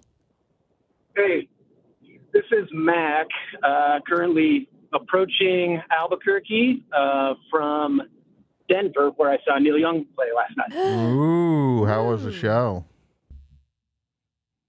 It was really great. I had debated whether driving several hours on consecutive days was a worthy move, but it definitely was. Yeah, you did the right thing. Sleep is overrated. You'll get enough of it tomorrow. Totally. It's true, and I did sleep. But yeah, as a stranger in the motel said this morning when I said, "Hey, how's it going?" He said, "Great. Neil Young brought me back to life." Nice. Wow. That's very cool. What a review. Yeah. How was Another dude. Yeah, it was a shout. How were the kids? Micah. How was Micah Nelson? Is this one of the Chrome Hearts? Yes. It's Willie Nelson's son. Ah, okay. Oh, I didn't realize. Yeah, the band was great. I mean, yeah, it's good. I had wanted to see when Crazy Horse was playing, I guess last year, and then that got cut short.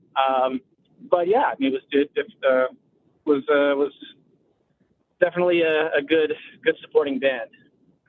Amazing. For mostly Neil to cut loose. Now, what do you got for the topic, my friend? What song makes you sad? Well, I was originally thinking about all the Neil stuff I was listening to, but that's all the stuff I guess that you'd expect. They're sad songs.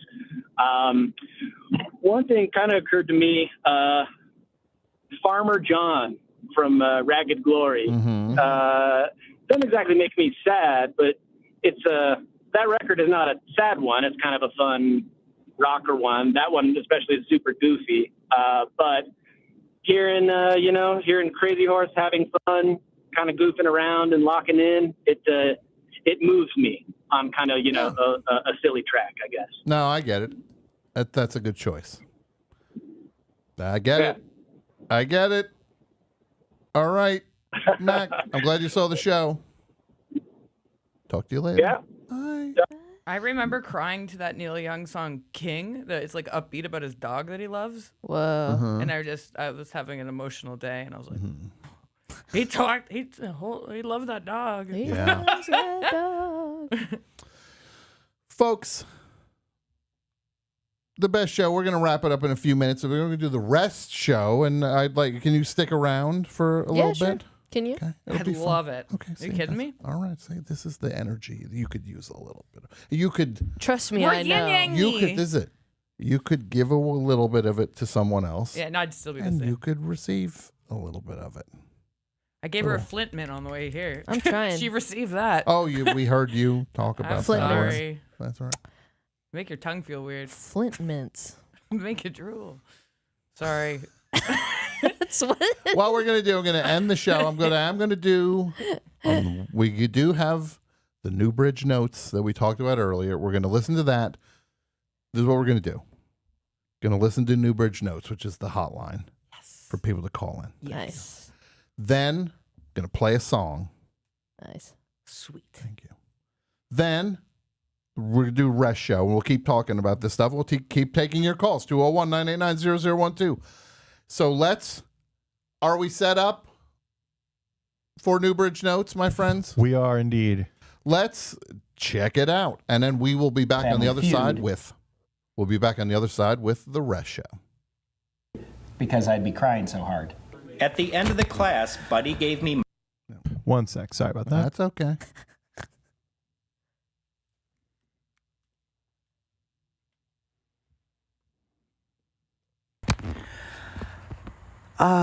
Hello, Tim. Look, I'm calling to apologize for what happened at your cookout on Labor Day. Look, I don't know. I guess I was just so embarrassed when your cousin Steve corrected me after I said the kid from Home Alone was John Coltrane's nephew. I really did think his name was Macaulay Coltrane, not Culkin. So that's on me. But, you know, and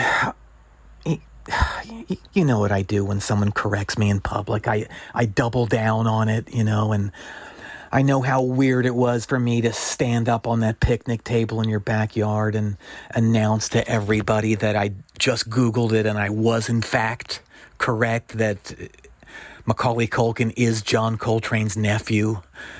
And I know it was super weird when your brother was coming at me to grab the phone out of my hand to see if I was lying or not. I know it was weird when I threw it up on the roof, but desperate measures, right? But look, I want to voice my severe displeasure at you for calling the cops on me when you heard footsteps on your roof at 3 a.m. I mean, who else did you think it was going to be up there on your roof? You knew I was coming back for it. So, thusly, it brings me no happiness to inform you that I am going to be suing you for flagrant